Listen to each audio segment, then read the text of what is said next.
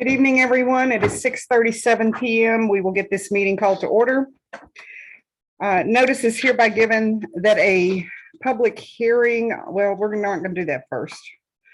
Notice is hereby given that a regular meeting of the City Council of the City of Sandy Oaks, Texas will be held on Thursday, August 12th, 2021 at 6:30 p.m. at 22870 Priest Road, Sandy Oaks, Texas, and by telephonic video conferencing, which will be live streamed and accessible to the public as provided below for the purpose of considering the following agenda items. All agenda items are subject to action. In an effort to advance the public health goal of limiting face-to-face meetings, also called social distancing, to slow the spread of the coronavirus, COVID-19, there will be no in-person public access to the meeting. In accordance with the order of the Office of the Governor issued March 16, 2020, the City of Sandy Oaks will provide a live stream video and telephonic access of the meeting to the public. The public may participate in this meeting by using the links and phone numbers that are provided on the agenda. The public will be permitted to offer public comments telephonically or by audio as provided by the agenda and as permitted by the presiding officer during the meeting by signing up with the city secretary at least 2 hours in advance of the meeting, by emailing cityclerk@cityofsandyoaks.com, or by calling 210-607-0834. Written comments may be submitted to the city secretary up to 2 hours before the meeting by emailing cityclerk@cityofsandyoaks.com and will be provided to the council for their consideration. A recording of the telephonic meeting will be made available, and will be available to the public in accordance with the Texas Public Information Act upon written request. Ms. Raid, can we get a quorum call, please? Mayor Pro Tem Fillinger, Here. Alderman Bricken, Here. Alderman Rapino, Here. Alderman Crickmer, Here. Alderwoman Fuente. Here. Mayor Balder is a quorum present. Thank you, ma'am. Also noted is that the city clerk, Charlotte Rabe, and the city attorney, Cassandra Ortiz, are also in attendance. Let's stand for Pledge of Allegiance, please. I pledge allegiance to the flag of the United States of America and to the republic for which it stands, one nation, under God, indivisible, with liberty and justice for all.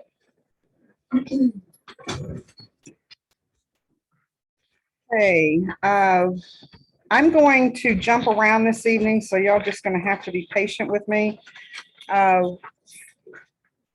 For some general announcements, one thing that I would like to do is mention that we have somebody from Bexar County who would like to share some information.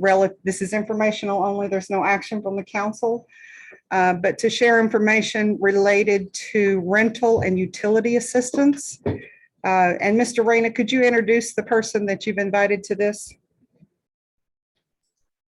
Yes, ma'am. So Jo Estrada is the Director of Community Resources, and she oversees approximately $40 million in funding through the federal government that's available to City of Sandy Oaks residents in response to COVID-19. So Jo, would you like to give your presentation? Oh, please unmute yourself. Good evening, everyone. I appreciate being able to come and bring you this information.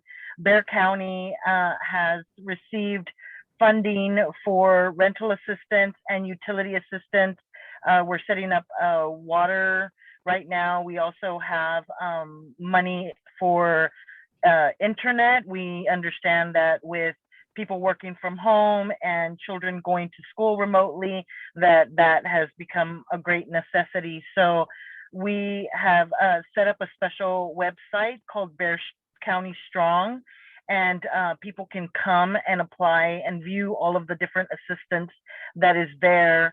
And we just want to make sure that we're getting the word out, to our other, local governments and community partners. And so if you have any opportunities for us to come out, we can send a team to actually do outreach and take applications on site. So I know a lot of times, especially, with back to school and stuff, people are having events for, backpacks and things like that. And so we currently have several programs for utilities, so we can match the income level. So we just received funding from the Treasury, which will allow for an 80% AMI. So for a family of 4, that looks like around 54,000 around there. So it's a little bit of a higher 57,000. So it's a little bit of a higher income and allows us to help more people. So bearcountystrong.org, and all of the information and links are there. Currently the rental assistance program is being administered by the city of San Antonio. So what we did was we partnered with them and allocated $5 million for our Bexar County residents. So people in the Bexar County zone, such as your residents. So they can qualify they have to be renters and be at an 80% AMI. And so that is for a family of 4, also about $57,000. So we really want to make sure that we get the word out and people know that these resources are available to them. So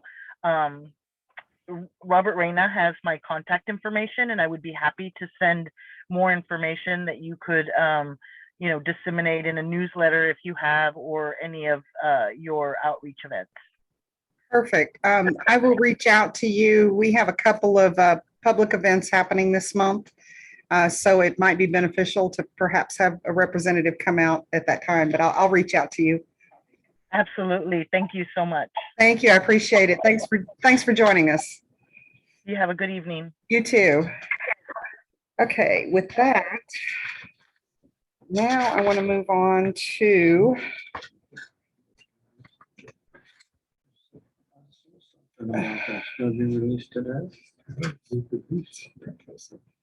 okay, I want to move to item 10H. And I hope we have the documents in here. So basically 10H reads, consider and or possible action to consider opting out of the Urban County renewal for 2022 through 2024. So council, you guys remember, I don't know if it's our last meeting or the one before that, but we had Mr. Reyna and Ms. Alvarez who joined us to talk about the CDBG program. And at that time, the council decided that it was not something we wanted to pursue for the 2022 year because we have a grant application pending and there was a conflict there. And so I thought the subject was over and it is not over. Really, this is a formality. The program is driven by HUD. And HUD is demanding that this letter be submitted. What I have provided each of you is what I submitted based on the conversations that we had at this table.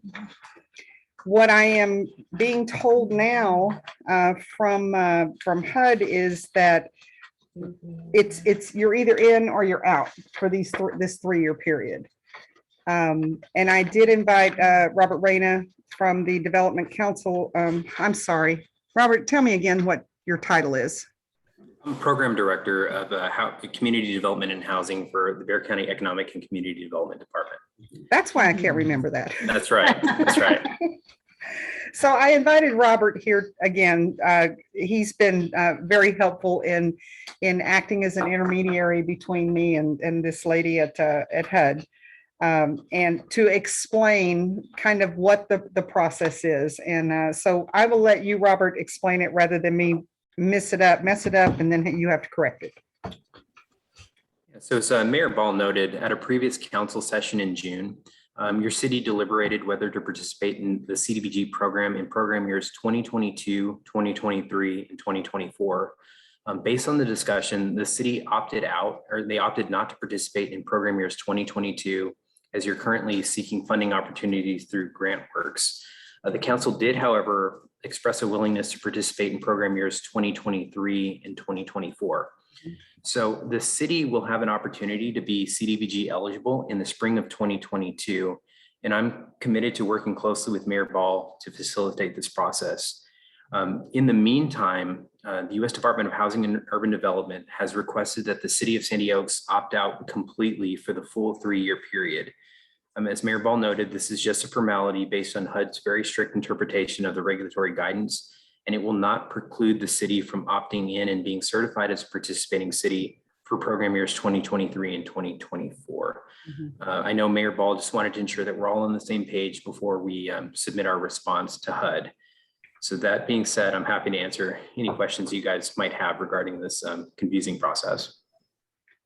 And again, and thank you, Robert, I appreciate that. Again, because at this table, we walked away with a certain understanding, I did not want to just go forward with this on my own without this coming back and everyone here at the table understanding kind of how this works. So, Can I try to restate that? you may. Okay, to opt out of 2022, Mhm. we have to opt out of 2022, 2023, and 2024. That is correct. However, we can in the spring of 2023, 2022. it's 2022 opt back in for 2023 and 2024. And I see Robert's head nodding. That is correct. That's right. Okay, Easy peasy. then I make a motion, we opt out of fiscal years 2022, 2023, and 2024, and seek to be reinstated in the spring of 2022. Okay. I'll second Woo! that. Who said it first? It was something.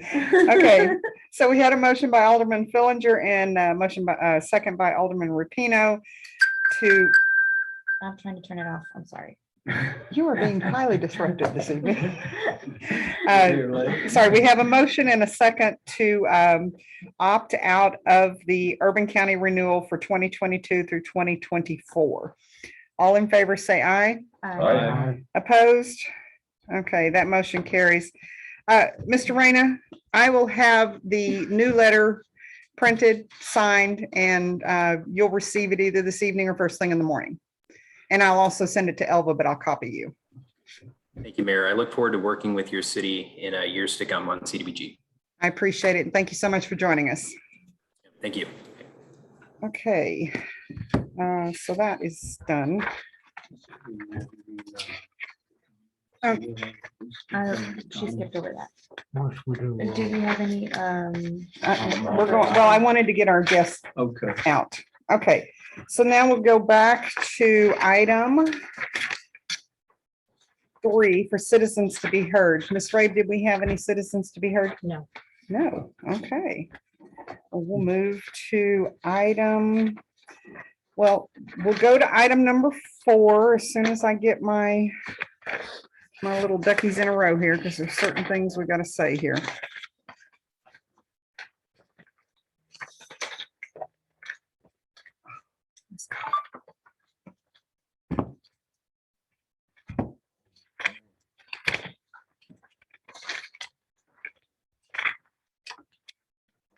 I know that you gave it to me. the mayor's budget strip, is that what you need? No, it's a piece that she gave me. This one? No? That's the motions. We're not Here, doing, right here. Is this it? That's the mayor's budget. no, Not the budget, sorry. I don't know. Cassandra, you literally just gave it to me. That's, yeah, this is the mayor's budget. That's the script right there. Well, I guess it is the same thing. Okay. So I want to go back before we go there because I did not read all of the agenda stuff that talks about the public hearing. So it is 6:52 PM. We are going to recess our regular meeting, 6:52. Okay, and then going back to the agenda.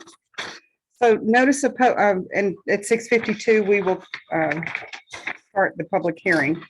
Notice of public hearing on the proposed 2021/2022 fiscal year budget during the regular city council meeting held on Thursday, August 12th, 2021 at 6:30 PM. Notice is hereby given that a public hearing on the proposed 2021-2022 fiscal budget year and regular meeting will be held on Thursday, August 12th at 6:30.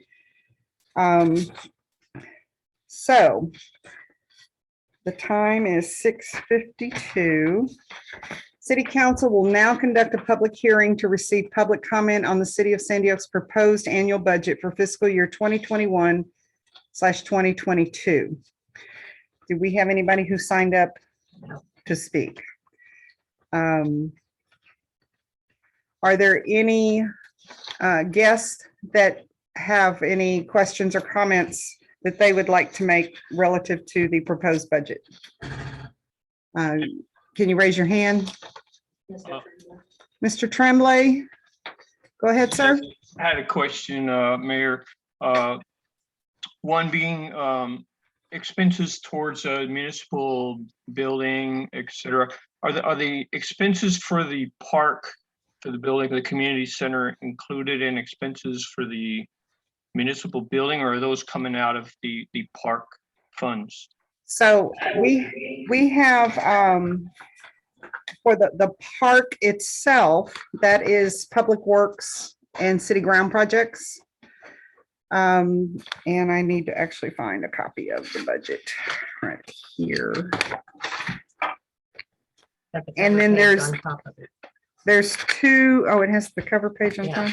There are two line items, I think. That's why I want to look at this real quick. I think I took everything apart. Oh, sorry, it's right here. It's right here. Sorry. Okay, so for under municipal building, there is a line item that is strictly for municipal buildings. In the current fiscal year, we did break it down into the park building and the municipal complex. But for the next year, since those are assets that are currently in place, it's just building maintenance. And then the for the park, there is a line item in here called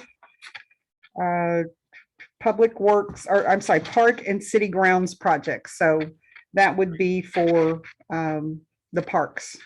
So any of the expenses for the water is metered down there separately, as well as the electricity That's all under utilities. under okay. So Yes. under the parks and city grounds project, that's 45,000. I myself, I would like to see projects given put up front so that you can budget for projects rather than saying, here's, $40,000 and we don't know what we're going to do. No, we're gonna do that. I have all that. So yeah, we'll be doing that. And I guess now's probably a good time to go through all of that. So let me find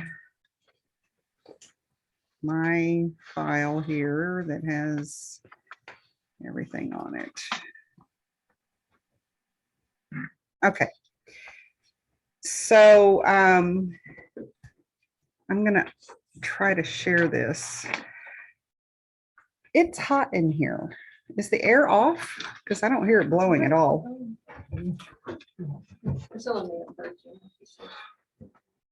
Okay. Oh, I'm not even logged into Zoom. How am I going to share this? Might make it a little hard. It's going to make it a little hard. So hold on. Let me get logged in. We'll make a motion that the mayor logs into Zoom. Y'all be funny. Okay. No. I'm logging in. Sorry. I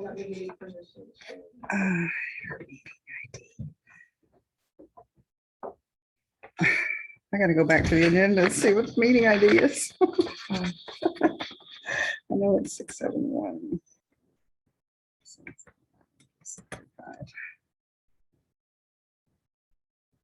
And I'm not going to connect the audio. You see me? Yep. Okay. Okay, I am going to, I'm just showing my phone, computer audio.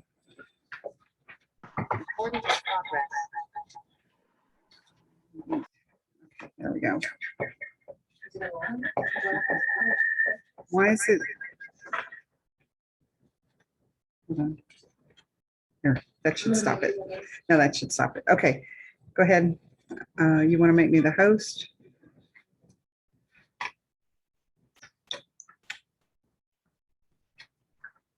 Okay, so these are the things, if we go through the budget here, these are the items in column D where it says, is this budgeted in fiscal year 2022?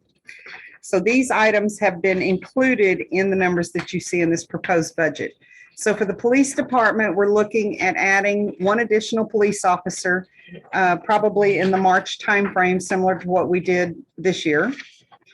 Adding a code enforcement officer, and then retrofitting a vehicle for the police department. So I know that number is a little low, but I think we have some money available.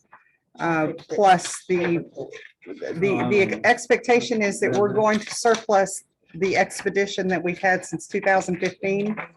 And as soon as we can get another unit through Bear County. So for the police department, those are the adds there. Under animal control and public works, we're looking to add a shared helper.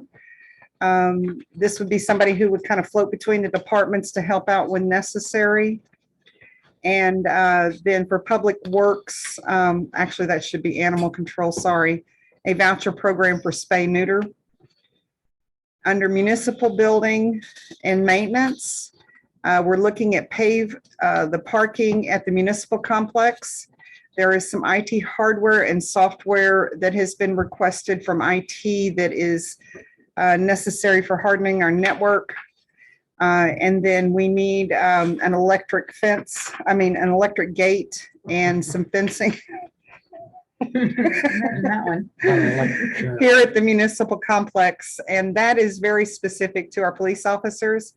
We do have overnight shifts, and one thing that we did do was install a street light at the entrance to the municipal complex.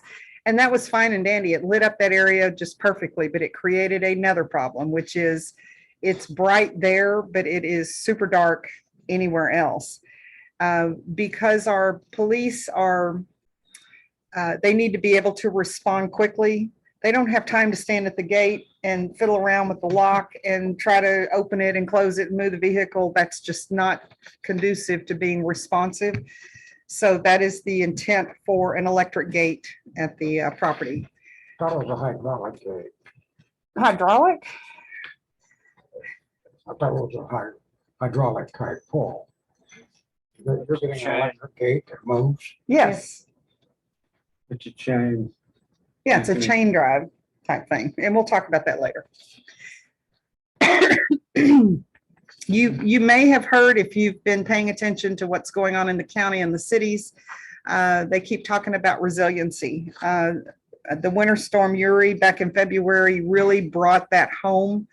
And so we need a way to provide power to this building, because this is the heart of our operations, which includes the police department. So if power was lost here, they lose all communication. And so we need to look at ways to provide some kind of backup. Now you'll notice here, I put a no, neither one of these items were included in the budget. And the reason is, at the time I did this, I didn't have these numbers. I do now. The second item on there is covered parking.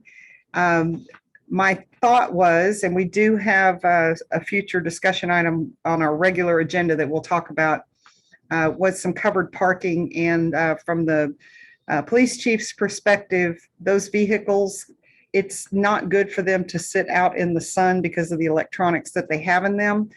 And it is creating some problems. So we do need some kind of parking shade structure for those vehicles. When they were parking down at the municipal building, there was a covered area, so they were able to use that.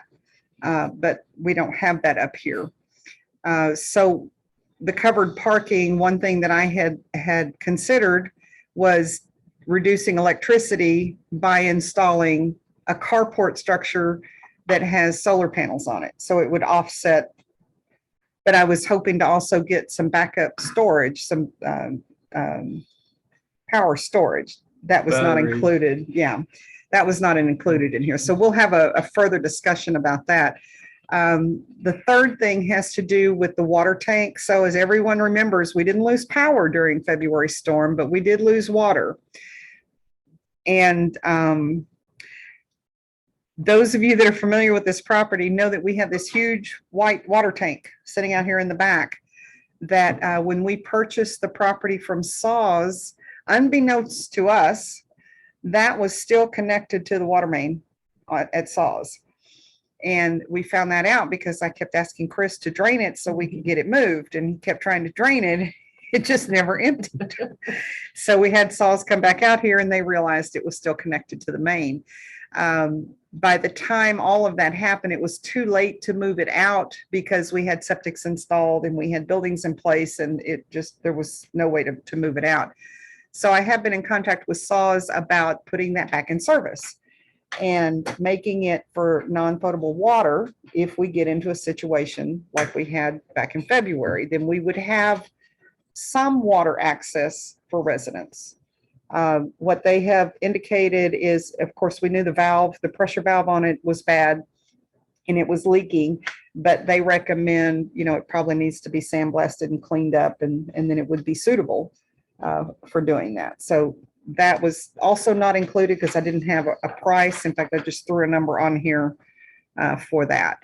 Under parks and city grounds projects, so all of the numbers here, except for the lighting in the park, have been included in the budget. So number one is to modernize and beautify the eyesore of an island at the central entrance on Waterwood Pass. Resurface and shade the playground, which has been an ongoing discussion for the Parks Committee for the last year. Rejuvenate the baseball field, emphasis on the infield. And then a commercial refrigerator for the community center food pantry. So the $82,000 that's represented here is what it would cost for all of those projects. And then under administration, looking to add up to 100 additional streetlights.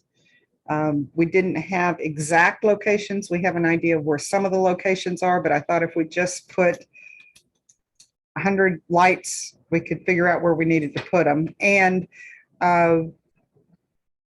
well, yeah, that would be for streetlights. I was thinking back to the park. Now you'll notice in column E, I have reference to something called ARPA. ARPA stands for the American Rescue Plan Act of 2021. This is funding that was put together by the federal government. We haven't talked much about it because it's not real yet for us anyway. The counties, some of the cities that have more than 50,000 residents, they've already applied for and received their funding. For the rest of us, we're called a non-entitled unit, and we get our money from the government, from the state government. And so for whatever reason, Governor Abbott's office did not pursue applying for these funds. The state has to apply and receive the funds in order for them to be distributed to the NEUs. Governor Abbott's office had said they were waiting, they wanted 90% of the NEUs to actually apply to the TDM process, through the TDEM process. And if 90% applied, then they would request the federal funds. So we've done our part. We have submitted. I check it periodically to kind of see where we're at. It says there's an application date of August 31st. So I'm assuming that's when I'm making an assumption because I don't know for a fact. But I'm assuming that because all the blocks have been cleared and it now has a date for application, that tells me that the state did get 90% participation. I don't know that, but they put an application date of August 31st. Just so everybody knows, this money was originally released from the federal government in March. So the point there is we are slated to receive over $1 million over the course of 2 years. And we have until the end of 2024 to spend any funds that we receive, but they are very specific use. And so that's why I've noted out here that perhaps these projects could be paid for with ARPA funding. Do not know that to be a fact, but we've kind of tagged those as possibilities for that. So worst case, we get additional money that we can offset some of the projects that we have on here. Does that answer your question, Mr. Tremley? Yes, ma'am. Okay. Does anyone else have any other questions? I would say that the $10,000 for the fence and the gate, you might get the gate for that, but you're Well- not gonna get the fence. True, but we have in the budget for this fiscal year, the amended budget that we Right. did, I have some buffer in there already because we were already planning to try to do that. We just didn't know how much. Okay, So between the two, we have enough to cover all that. right, thank you. And again, that's a necessary, in my mind, that is a necessary safety Yes, issue for our officers and our employees as well. I mean, if it's raining, they have to, they know. And the number for the paving here, that is strictly based on a number that we had as an estimate for last year's budget. We didn't pursue a full bid on that just because we were trying to manage and do really what we absolutely had to do to get the building open, and that was the handicap spots. So I don't know what the amount would be. I don't anticipate it being the full 60. It could be, I don't know. The price of everything is going up. So, oh, and I just realized, okay. So I'll stop sharing on that. If anyone has any other questions on the budget. I will tell you that for the proposed annual budget, the budget will raise more total property taxes than last year's budget by $61,021.25 and 13.55%. And of that amount, $12,846.54 is tax revenue to be raised from new property added to the tax rolls this year. So what this is saying, the 12,846 is new properties that didn't exist before. We had roughly 30 new properties added last year. The remaining of the 61,000 is strictly due to appraisals, the valuations of the properties. So none of that has anything to do with raising taxes, just so everyone knows. Another thing with the budget that was very challenging this year is we had multiple offices that we were dealing with at Bexar County, both within Bexar County Appraisal District, different departments that do different things. And it was a little confusing because they would ask for information that we wouldn't have until a future date. So we kind of had to do this little dance. I have a different file I want to share with y'all on that. Oh, it's the same file. Sorry, go to this page. Okay, so what you will see here is where it says current as provided by BearCAD. So at the time that we were asked to complete this worksheet, I did not have the final numbers. So I have to use these supplemental files that they put out on a regular basis as a starting point. And you can see here that the adjusted tax base at that time was just over 175 million. And our tax, assuming, because we don't know at that time, assuming our tax rate remains the same, the voter approved tax rate of the 0.291976, this was my first blush view at what I thought our budget would look like. Then we get down to, I actually have to propose a budget. So I had to come up with something. So we go back to the supplemental files that they provide. And you can see it went down by $1 million. And the reason that happened was there was a lot of protests that were going on. And that's why we can't get a final tally until the protests are complete. Again, trying to stay with the same voter approved tax rate. This is how it was going to work out. And I can tell you that the interest and sinking fund for this fiscal year, that is the amount that we have to collect to meet our obligation. I know that when we passed the road bond, we talked about paying it off early, and we certainly can still do that. But I think for this year and maybe another year, we might want to just meet the obligation for now, and because it gives us more in the M&O piece. But you can see here that the M&O piece proposed went up over what we had because the INS went down.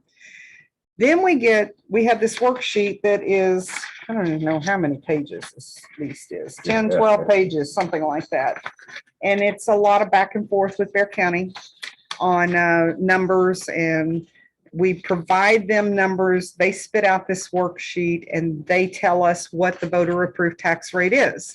So the good news for taxpayers is the overall tax rate will be decreasing. It will go down to 0.274638. Anything above that rate will trigger an election. If voters want to have increased taxes, we can certainly make that happen. But anything above that number will trigger an election. I have advised council, or council as in city attorney council, I really don't want to go down that road. It's a lot of work. I think we can make this work. It's not much different. I mean, you can see up here on my proposed for maintenance and operations, 446,000, and it will drop it to 404,000, 405,000. But we have some carryover that will fill that gap, and I honestly believe we can make this work. So a little bit of a tax rate decrease of, I'll tell you in just a moment what that is, 1.7 cents, almost 2 cents, which is decent. Not 1.0, 0.017. 0.017338, yes. Yes. So does anyone on council have any questions on, one thing I did want to point out, and we talked about this before on the proposed budget, at the very end of the budget, it shows a deficit to be covered by carryover funds from this fiscal year, anticipated insurance reimbursement from the water damage claim, and the addition of new properties and managing projects. So very similar to what we did last year. We kind of came up with a plan. We had a list of projects. And then once that got approved, we worked through it. Some things we did get accomplished. Some things we've kind of pushed off a little bit. Some things took a different direction. That's just the nature of things. I will say that I'm quite pleased that this building, the project for the municipal building here, we did not exceed. I mean, we did exceed, but it was less than $1,000. I want to say it's even less than $500. So that was pretty good. Again, we wanted to do the paving, but it was not required to open the building. So we did not do that. There were a number of things that if we had our wish list, we would do, but they were not entirely necessary. This is what I was looking for. Okay, let me see what else we got here. And you have the worksheet. There is another sheet here. Let me find this one. That's not it. I don't remember what I called these things.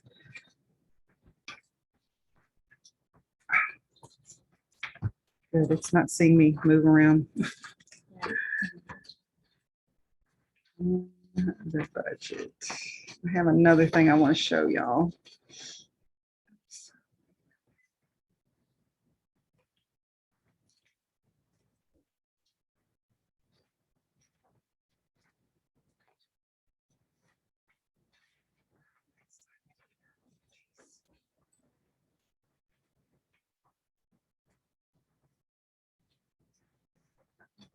this is the voter approved.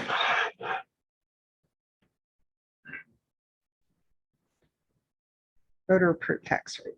Here we go. Yes, this is the one. Stop sharing that. Share this instead.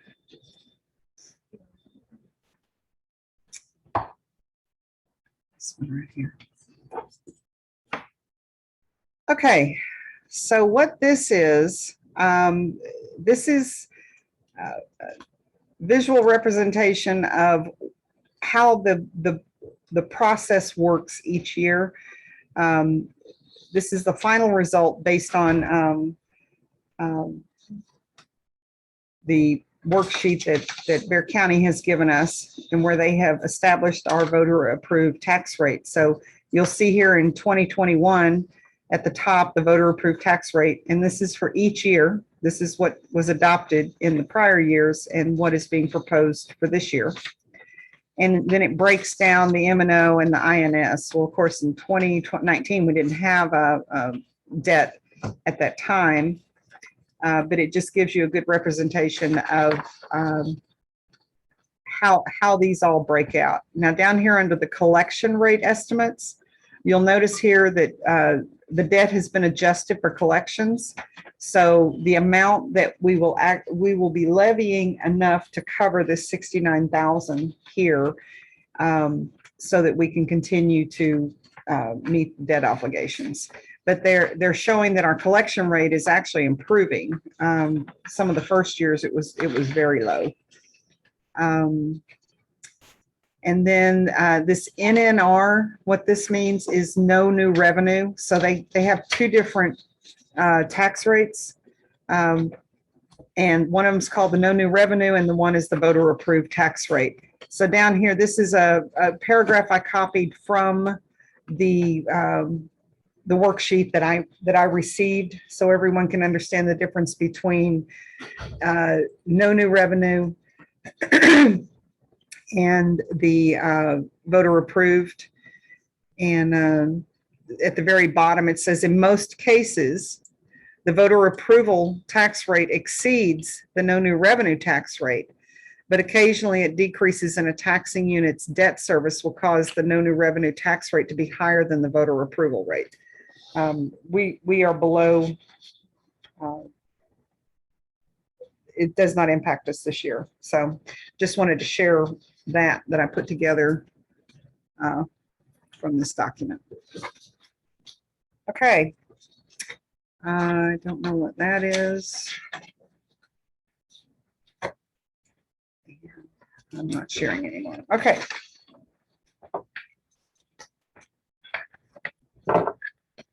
Any other questions? Anyone in the audience have a question? I'm going to take that as a no. So what we will do here, geez.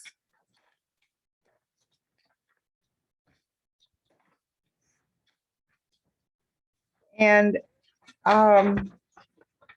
Ms. Ortiz, I do not need to, we're not going to do a vote on this tonight, is that correct? You do need a vote on something, whether to either adopt it or postpone the vote. And if we adopt it, we're adopting the proposed budget? You're adopting, well, the proposed budget with amendments, if council makes amendments. And the tax rate, this, Ratifying what the tax rate would be in the budget. But then you'd also need to include those 6 items. yes, in okay, Whatever the final budget is. okay.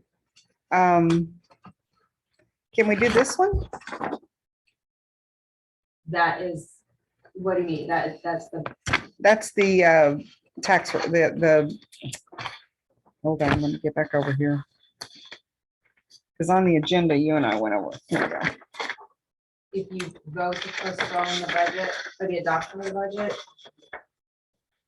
you would not do 4B, but you do 4C, or you can do 4C, which would be with the maximum tax rate Okay, to be considered. okay, so for 4A, It says discuss, consider, and or possible action on ordinance 2021-186, adopting the proposed 2021-2022 fiscal year budget for the city of Sandy Oaks. And if I'm not mistaken, that's the item that needs the additional 6 items. Is that correct? The final budget. The final budget. So I'm going to recommend, can I just pull that, or does council need to vote to postpone it? You would vote to postpone it. Council can make amendments to the budget and then postpone it, or y'all can postpone it to discuss the amendments or Okay. any amendments later, or adopt it. Can I just pull it? It needs to be a postponement. It needs to be a postponement. Okay, so I'm going to recommend that we postpone item A till our next meeting. And the reason is there are specific items that need to accompany this document, and I do not have those prepared.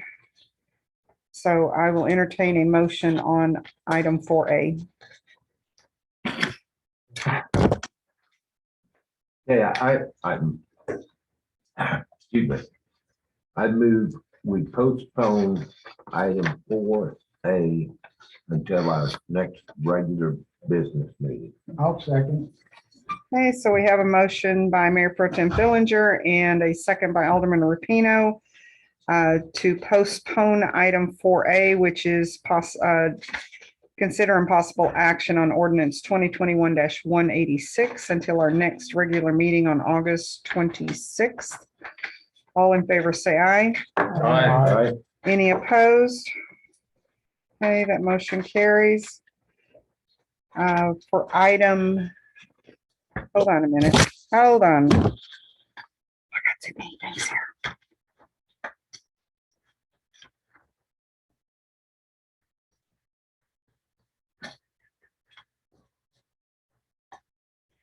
And so since we are not,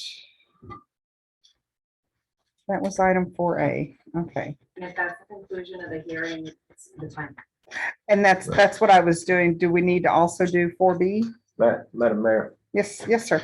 I move that we postpone item 4 in its entirety, A, B, and C, until our next regular meeting. I think that would be, I'm okay with that. I'll Anyone like to second second? Second. Okay, with Jennifer beat y'all all to it. Okay, we have a motion by Mayor Pro Tem Fillinger and a second by Alderwoman Puente to postpone items 4A, B, and C until our next regular meeting on the 26th. All in favor, say aye. Aye. Any opposed? Okay, that motion carries. Okay, then here's this. And now I just close the. So it is 7:26 PM and the public hearing is now closed. Hold on a moment, 7:26. And we will move on to item 5. Oh, wait, no, sorry, we have a guest on the phone. Have to reconvene. Oh, sorry, you're right, I do have to reconvene. Charlotte, you taking notes? Yep. It is 7:26. We are reconvening back to regular session. Thank you, Mayor Pro Tem, keeping us honest here. Okay. We have a guest. There he is. Hello, Jared. Welcome to the party. Thank you. So we are going to move to item number 10C, which is discuss and or possible action on the road bond presentation by M&S Engineering. And I asked, been having conversations with M&S and specifically Jared over the last few months about how we need to proceed on the road bond. Basically, what I've asked them to do is just move forward with the plans that we originally had. I know there are some specific challenges to that, specifically related to New Mathis Road. But I want you to go ahead and do your presentation, Jared, if you don't mind, and then the council will probably have some questions after that. Absolutely. Okay, Sure. Let me, oh, disabled screen sharing. Let's see, is there a way I can share do my you screen? need screen sharing? Let me see, because my advanced sharing. I don't know where Catherine There we went. go. I think it's unlocked now. Did you so get it? There we go. There we go. right. Okay. Great. All right. Just wanted to update everybody kind of on the history of where we started and where we're at now. I'm sure that there's a bunch of questions and I'd love to help walk through them and answer them. So this is the 2019 street maintenance program. There's a bunch of streets that you can see on the map there.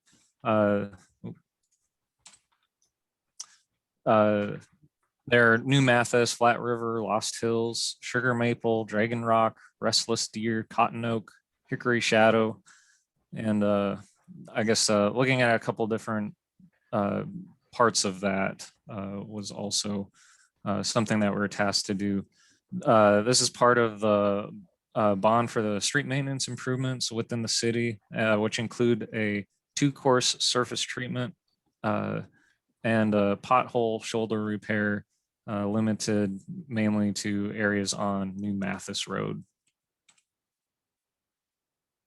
As far as the project, we went and collected available information on the project and actually had a drone flying over. We're very happy that nobody shot at it. We got good pictures that helped us to be able to map out the roadways that were there and really take a good look at the state of the roads from a bird's eye view. We also looked at parent right of way and just check for any water valves or other surface features that we may have to watch out for when we're paving. The bidding phase is something that we're looking to go into as part of the documents presented. We have a contract that is based on best value to the city. This is something that I recommend with projects like this because it's important to have a contractor knowledgeable in surface treatments. Typically, the 2 ways that you go are by lowest bid or by best value. Low bid may be what we want to do aside from trying to ensure that there's not a contractor lowballing the job because they don't really know what they're doing. It's not going to be good for the city. So I just want to make sure that we have those checks in place to be able to handle that. Typically, we'd go ahead and do a review of the bids based on criteria that is in the contract documents, and then the city would also have 1 or 2 people that go and review those as well, and they'd be combined together to get a final score for best value. Construction phase, we're going to be involved in the process. This particular job is something that can go rather fast, and the biggest thing is timing to be able to get the materials available and get all the equipment and gear lined up to be able to do the job in one shot, more or less. So that's really the longest lead activity to being able to do this. Schedule, as far as a bid and award, we set aside 2 months to do that. Being able to get everything in the paper, we'll have to bid or have to advertise for 2 weeks, and then a period there to be able to answer any questions that people have, then collecting the bids and reviewing them, and then putting it on the council, the next to council agenda to be able to award. 2 months is a pretty good estimate for that. And then we expect construction to be 1 month. With that, it is that's dependent on when we can get notice to proceed to the contractor after the award. Project cost, the cost that we were given is $659,700 based on the total budget, removing some of the engineering fees. The overall plan, most of the roads have a 2-course surface treatment. This is, well, all the roads have a 2-course surface treatment. That is, I guess, a chip seal. And I think there's a couple areas in Sandy Oaks where that's already been implemented. I think also on Mathis Road, just outside Bear County, has also done a chip seal on that part of the road as well. New Mathis was one of the big things that we've looked at, since there's a lot of cars going through there. I understand that there is a lot of issues with the edge of the road. This is a big deal. The edge of the road's chipping away because the roads are narrow, and you have the mailman driving off. We've seen a lot of little paths and trails, and I believe the school bus going through there, and probably just trucks and things going by are going off the road. All this is really wearing down the edge of that asphalt, and it's just chipped off. The the fix for that is very hard to implement. It's really essentially doing a saw cut of 1 foot wide of the road, and then essentially repaving that strip. Something like that would cost, just for New Mathis, around $93,000, which, trying to do all of these streets with chip seal and having some left over, it was something that we didn't think would be viable unless we're able to drop out some other streets or things like that. So it was really trying to balance the budget and be able to do as much as we can. With that, repairing the 1 foot strip section will leave us essentially back at the same place that we're at right now, with cars driving off the road and the new pavement starting to chip away again. We have that same edge. We just kind of reset it a little bit. What we would typically do on something like this is put in a flush curb that would be level with the pavement, and that would contain the asphalt. Again, we're looking at around 9,000 linear feet just for New Mathis, and that would come out to $109,000 roughly. So there's a lot of budget that could be eaten up to help fix up the roadway. With that, we've opted to try and repair the shoulders with some base material, specifically in areas that we know a lot of people will be traveling in, near mailboxes. So if you take a look at the plans, you'll see on New Mathis, there's a lot of shoulder repair work called out. Again, we couldn't do all of the shoulder repair work on New Mathis because we ran out of budget to do that. So we're trying to choose the best spots, things that would benefit everyone on it. And yeah, it's something that's worth talking about and figuring out how to do that. The final numbers, I guess, with the plans and that have been presented, there is a 6% contingency in that, which is about $37,000. We think that would be a good thing to be left for any issues that the contractor has as they go through putting down the chip seal.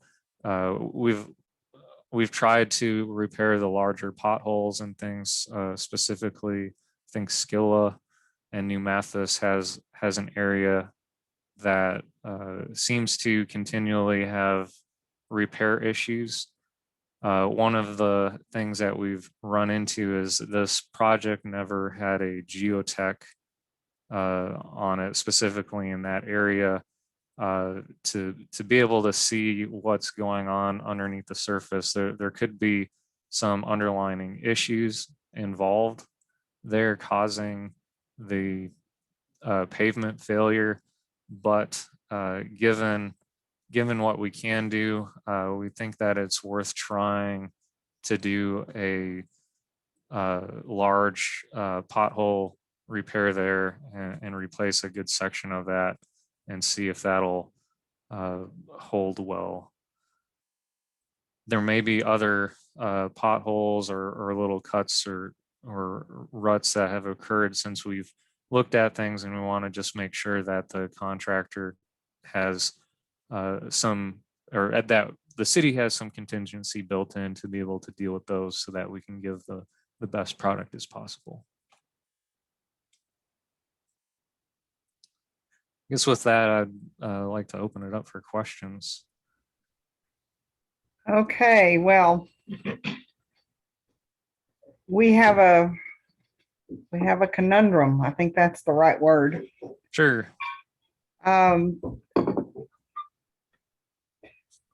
New Mathis has got to be repaired. That is a main artery in this city. I do not want to take shortcuts. If we need to do edge repairs, we're going to have to do edge repairs. We're going to have to figure out where in the existing project that we can pull money from. And then again, we don't know what the bids are going to come in at with the current design, which is, the challenge. I don't know that we need to do edge repairs past Skyla, Right. is kind of what I'm thinking. Can you go back to the map? Can you show us the map, please? I was just thinking about that. Let's see. There we go. Okay. Can you zoom in on that? Because I can't, Oh. Oh, I can't see that. hmm. Give me a second and I might be able to pull up the plans. That wasn't much of a zoom. If I understood, the 1 foot of There we go. asphalt repair would be 90,000 and the concrete The flush curb. curb would be 109,000. That would be the better bargain because the lot concrete would be curb. much better. I would go for that myself. But if that's it's necessary. 100,000 over. Right. I know we'd have to We find don't, money for yeah, that. we're gonna have to find money. That's a Okay, 200,000. so that, no, over. that's good. So Flat River, I know, that needs work. That road is most definitely, it needs work. New Mathis, from the beginning until you get down here to, like, I don't know, well, you can't see it. Wherever you see Cotton Oaks, that's Mhm, right Skyla. here. Yeah. Okay. I don't believe there's any edge repair needed south of that or east of that. I think it would be east, yeah. Yeah. And so in your, yes, and so in your cost estimates where you talked about edge repair, did that include the entire run of New Mathis? Yes, ma'am. Okay, so there's some That's savings there. right. Yeah. Okay. Flat River is most definitely, it's a go. We got to do that. I'm not familiar with Waterbrook or Restless Deer. And I wish Priscilla was here so that she could, because she would be very familiar with that. That, yeah, that most definitely needs to be done. And then Restless Deer, dead end street. Restless Deer is a cul-de-sac, as is Cotton Oaks is a cul-de-sac. Yep. And then I'm trying to figure out on not what is that? Hickory Shadow. Going on the other side of Waterwood Pass. So we would be going north on the north side. I don't recall the condition of those roads. Not nearly as bad as New Mathis. New Mathis that's a priority. Yeah, the New Mathis from Dollar General. Dollar General to Skila Uh-huh. is our big issue. It is our big issue. I think we should look at doing the ribbon curb and edge repair, and then allocate money to the other areas. areas. And I wonder if we need to maybe go physically visit those, take this map and go see how bad, because other than, I know Flat River's bad. I've been down there and it's like a minefield. It's so full of holes. Is Cedar Top Circle still? No, on this map? And I did ask Jared about that. It was on the No. map, but not in the design. It's just something they failed to But remove. it was also in the bid documents I saw the other day. This one? This is the bid documents. When I was looking at the job description, it went street by street, and Oh, certain was still in there. Okay, but I- Jared, can you check on that, yeah. please? I bet you're right. Okay, Yep. I actually pay attention to these 10,000 pages you sent me, Jared. I I appreciate looked at that. all the pictures and the road segments and all that good stuff. I don't like it when a contractor asks me about a road that shouldn't be in there. Okay, so based on this, and this, I think what's concerning me about this, the delays are just pushing this out even further. Because we're talking about 2 months for the bid and everything, and a month of actual job completion. That's putting us near December already. We need to hurry. We do need to get busy on this. well, I think the priorities, like I say, New Mathis has turned into one of the main streets. It is a main street, absolutely. And originally wasn't designed to be. It was not even open. Right. Okay, so New Mathis is going to have to take a priority. Mhm. I do agree with you. Flat River is quickly turning into a gravel road, Yeah. country gravel Mm. road. It's So speed I- controlled. No, it isn't. I think our priorities need to be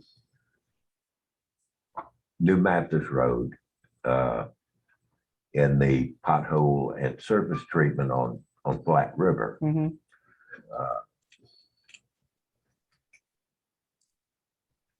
Dragon Rock has a lot of potholes have been worked out there, but Mhm. they need to be sealed. Mhm. So if we could work on New Mathis, from Dollar General to Skyla, Dragon Rock surface treatment and Flat River pothole and Mhm. surface treatment, then we could take a look at where else we could apply any money. Yeah. But I think those three are the biggest issues that Right. we have. And Jared, I do understand that we want to, because of mobilization cost, We do want to try to do this all in one fell swoop, if you will, as opposed to sectioning it out and saying, okay, we're going to do this part of New Mathis and then we'll figure out the rest later. So, But what I'm saying is, let's look at the ribbon curves on New Mhm. Mathis, Dollar General to Ski Hut, mhm, surface treatment and potholes on Flat River, mhm. and the surface treatment on Dragon Rock. Let's get a number for that and then allocate other repairs as As needed. we have available. Will the same contractor be able to do both work, the ribbon curves and the asphalt? Yes. Yes. Jared said yes. Do we have anything on Mathis itself? No, we're not covering Mathis. We're That's a different discussion. Okay. We will, but not as part of this. Jared, how quickly could you get numbers on the ribbon curve on New Mathis from Dollar General to Skyla Mhm. and the edge repairs there? Surface treatment on Dragon Rock and pothole and surface treatment on Flat River. We can take a look at that. I'm trying to make sure. I know there's a couple places in New Mathis that have guardrail or there's culverts that it gets pretty close. So I'd want to make sure that if we're doing some edge repair and the ribbon curb, that we'll be able to fit all that in. I think we won't need to have any more, or I don't think that we will need any survey with that. I think we'll still be able to do it with the information we have, but I would need some more funding to be able to run and change things up. As far as getting costs, we've got some already, and we can start cutting that, and I can whip up a addendum to the task order and get that to you in the next couple days, and we can rock and roll that way. Sorry. I'd like to say proceed, but I think it's my opinion that if we do not make a proper repair on New Mathis, the money that we're spending on the edges down there would just be, Exactly. it'll be wasted in a year. Exactly. I think we need to make a permanent repair as far as, asphalt roads are permanent on New Mathis, and try to bring it up to the standard of Waterwood Pass, which is a good street. That's just my opinion. Yeah. Do you know if Waterwood Pass is wider than New Mathis? I thought New Mathis was wider. New Mathis is wider? Well, when I say that, I mean from a right of way. I want to say it's a Okay. 60-foot. I want to say New Mathis is 60-foot. Okay. The New Mathis, the pavement itself is really small. There's some areas that choke down, and I think with the chipping, one of the other big things that will really help is adding a little more pavement on each end, not just kind of repairing the chips, but making it wider. And maybe I guess the ribbon curb will be 9 inches, so that'll help a little bit. But that's one other option if you're wanting to look at a more permanent fix to New Mathis. Getting that street wider will help a lot. Okay. So is it reasonable to expect that we could have something within the next week that we could share with council? And then, I mean, if we have to call a special meeting just to deal with this, I think everybody's agreeable to doing that. Yeah. I don't want to keep waiting. Our Yeah. issues this year have really been rain. Rain is been, it's been bad Yeah. this year. Eh, Yeah, and I hate to say, the surface treatment is something that's very uh, temperamental to temperature. Mhm. If you put it down in cold weather, it does not work well. So going into those colder months, yeah, we're really running against the clock to be able to get it out. Okay. Well, we want to move forward with this as quickly as we can, but as smartly as we can as well. So if you can work on getting us some additional information based on discussions here, I'll get that out to the council members, and then if we need to call a meeting, we'll call a meeting to address that. Okay. Okay? Absolutely. Anything ma'am. else for Jared? Thank you. Thank you for joining us. I really appreciate it. And we will be talking. All right, there's one other item too. Uh-oh. Which is? It's the Mathis Road proposal. Oh, yes, yes, yes. Sorry. Yeah, thank you. Well, no, I'm glad you're still here. So we will move on to item 10G. Stop it. Item 10G, consider under possible action on a task order from M&S Engineering to repair the area on Mathis Road. So for those of you who do not know, if you get an opportunity, you should travel down Mathis Road going towards Hardy Road and Star Oaks. Bear County has come in and they have done a fabulous job on resurfacing that section of road. And they did exactly to the Bear County maintenance line. Now there's the section from where Dillon property goes to Morales, and that includes the front of the new fire department. That stretch belongs to us. You know the distance? Do you know the distance, Jared? I do. It is 1,130 feet. 1,130 feet. Okay, and so then from Morales Produce all the way up to the intersection, across the intersection, across the next intersection, and almost around the curve, that's TxDOT. But we are responsible for that one section. Right. So that is something that Yeah. we overlooked.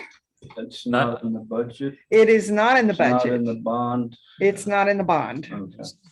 So we will have, there you go. There you go, Jared. Brought visuals.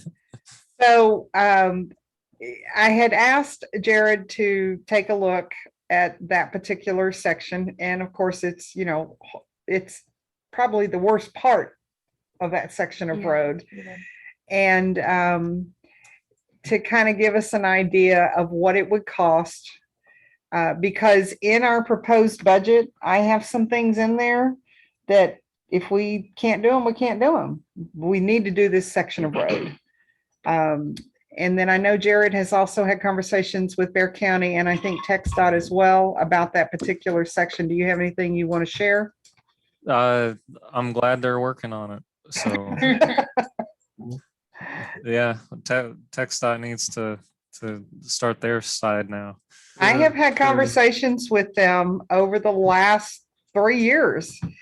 And they keep committing, yes, yeah, it's not in the budget, but we'll get it done. It's not, and I called them back and I said, look, you're gonna have to do something. This road is really, really bad.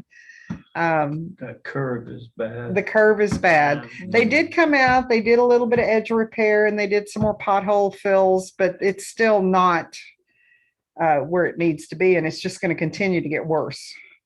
If there's any silver lining in all of this, Dillon Trucking is gone. So the continued wear and tear on that section of Mathis Road has ceased for now.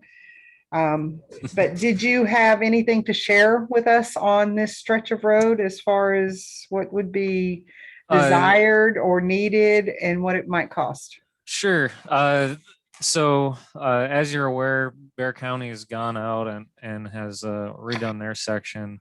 We were able to get some information from them on what they did. And we believe that that's going to be the same type of fix that we'll need in the cities section, which is a full depth reclamation. It's not cheap in comparison to chip seal or just an overlay, but it's going to make the road much better, and it does need quite a bit of help. And I think we're to that point where we need to go down deep enough to fix those issues. Based on that, I would want to, when we start digging down into the ground, I'd want to just double check myself and get a geotech to verify that the reclamation is viable and that we can do it. I don't have any history on if the roadway is the same section as the county, or if there was some differences if they were originally paved at the same time. So being able to get that information would be very beneficial to just making sure that we're doing the right thing. This project will need survey on it. We've got driveways coming in, and with the reclamation, we want to make sure that it's all going to get tied in properly.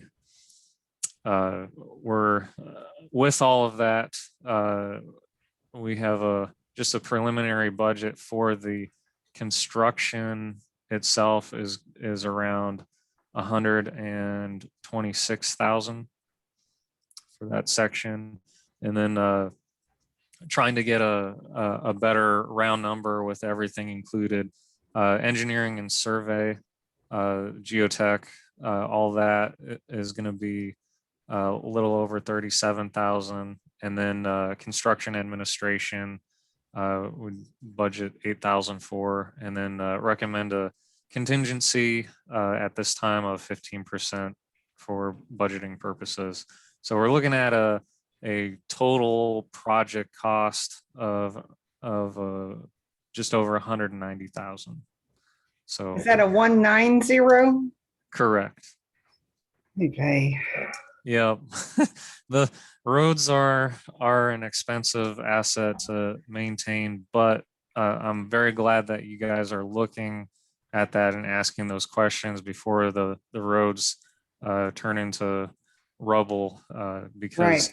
doing the maintenance will really save you money in the future. Is there any potential leverage with two projects? So our road bond project and this one? Ooh, I that, mean, anything we there- can there do may to be- minimize mobilization and yeah, duplicate. yeah, if you lump those together, I think that you would get a contractor that could do both of those. There is some different equipment, but they would, yeah, the mobilization would be cost savings that way. The one key on this is Mathis Road's going to take some time to get plans and whatnot. So we'd most likely be looking at doing the whole thing early next year. Yeah. So Okay. all timing, yeah. Yeah, So possibly prices will stabilize a little bit more next year. and that's been my I don't know. concern as well. And one of the reasons that we really have not pushed for this to go forward as quickly as we probably could have was the price of materials just keeps Mhm. escalating. Mm-hmm. And, you know, so it's really affecting our ability to pay for this, to do all of the work that we originally intended to do and be able to stay within that budget to do that. It's gonna get worse. Pardon? The longer we wait, the worse it gets. The roads get worse and it costs us more. So we're kind of, you know, we either spend it now, spend it later. Yep. Come on. Yeah. Why don't we just do like they do in big cities, just not allow cars along that. No cars. Turn the toll. Bicycle budget. Exactly. Okay. Call it a mall. So does anyone have any questions for Mr. Mott? I can give you a little information, Jared. Sure. That section of road was a county road prior to 2014. When they incorporated the city, the county graciously gave us that little strip of road. So the road was built at the same time in the same manner as what they just repaired, what the county has just repaired. Okay, that's good to hear. And I probably have a report from Bear County on the various segments and giving their, what is it, OCE rating, whatever that is.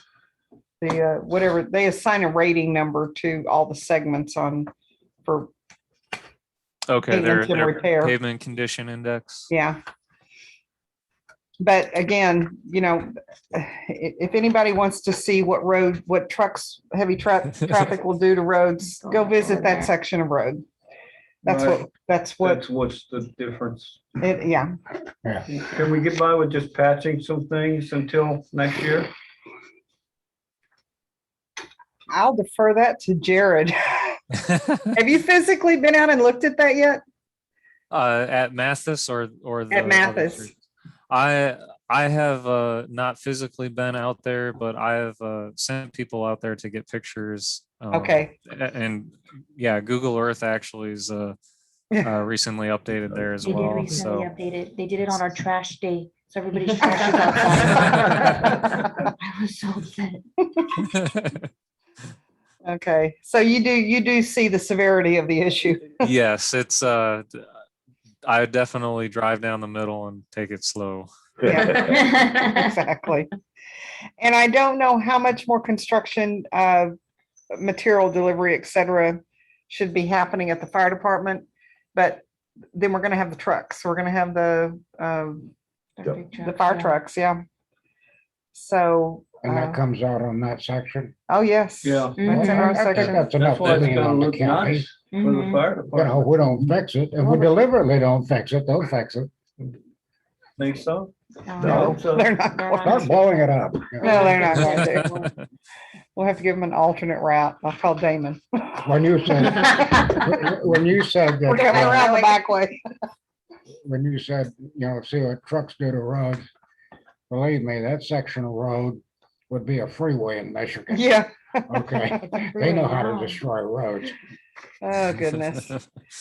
Okay, well, we got some, if you can go back, Jared, and get some of the items that we talked about earlier. We'll try to figure out what we need to do on this end. I don't know what that's gonna Yeah. be. But give me the information, we'll share it with the team, and then we will schedule another meeting if we need to. Okay, Okay? sounds good. Absolutely. Okay, well, thank you for reminding me where that item was on the agenda and for joining us and providing the information that you have. I really appreciate it. Well, thank you for And, having me. And I apologize for making you wait so long. I totally slipped my mind. Okay, thank You're you, and we will talk to you soon, Jared. All right. Bye. Okay. Is everybody open to taking a break? Yes. Yes, I need some Yes. water. I was gonna say, it's been kind of long. It is 8:06, and we are going to recess for 10 minutes. it's so generous. 10 minutes, that's it.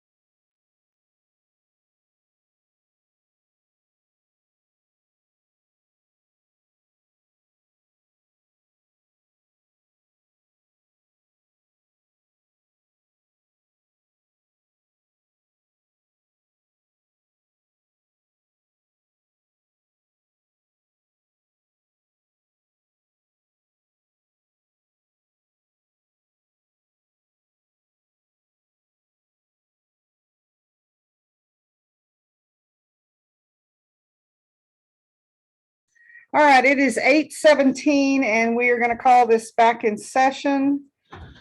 And we were going to go back to the beginning of our agenda and let's work through the remaining items here. So we will move on to item 3. item 4, item 5, sorry. Uh, Consent agenda. let me Put my glasses back on. All matters listed under consent agenda are considered routine by the city council of the city of Sandy Oaks and will be enacted by one motion. There will not be separate discussion of these items. If discussion is desired, that item will be removed from the consent agenda and will be considered separately. We have 2 items. Item A, pardon? Come into the room. Oh, hold on, somebody wants in. Who is that? Okay. Item A is approve the minutes from the July 22nd, 2021 regular city council meeting. And item B, approve invoice number 1280 from Casana and Ortiz, not to exceed $3,105. Move we approve the consent agenda as listed. Second. Okay, we have a motion by Mayor Pro Tem Dillinger and a second by Alderwoman Puente to approve consent agenda as presented. All in favor, say aye. Aye. Opposed? Okay, that motion carries.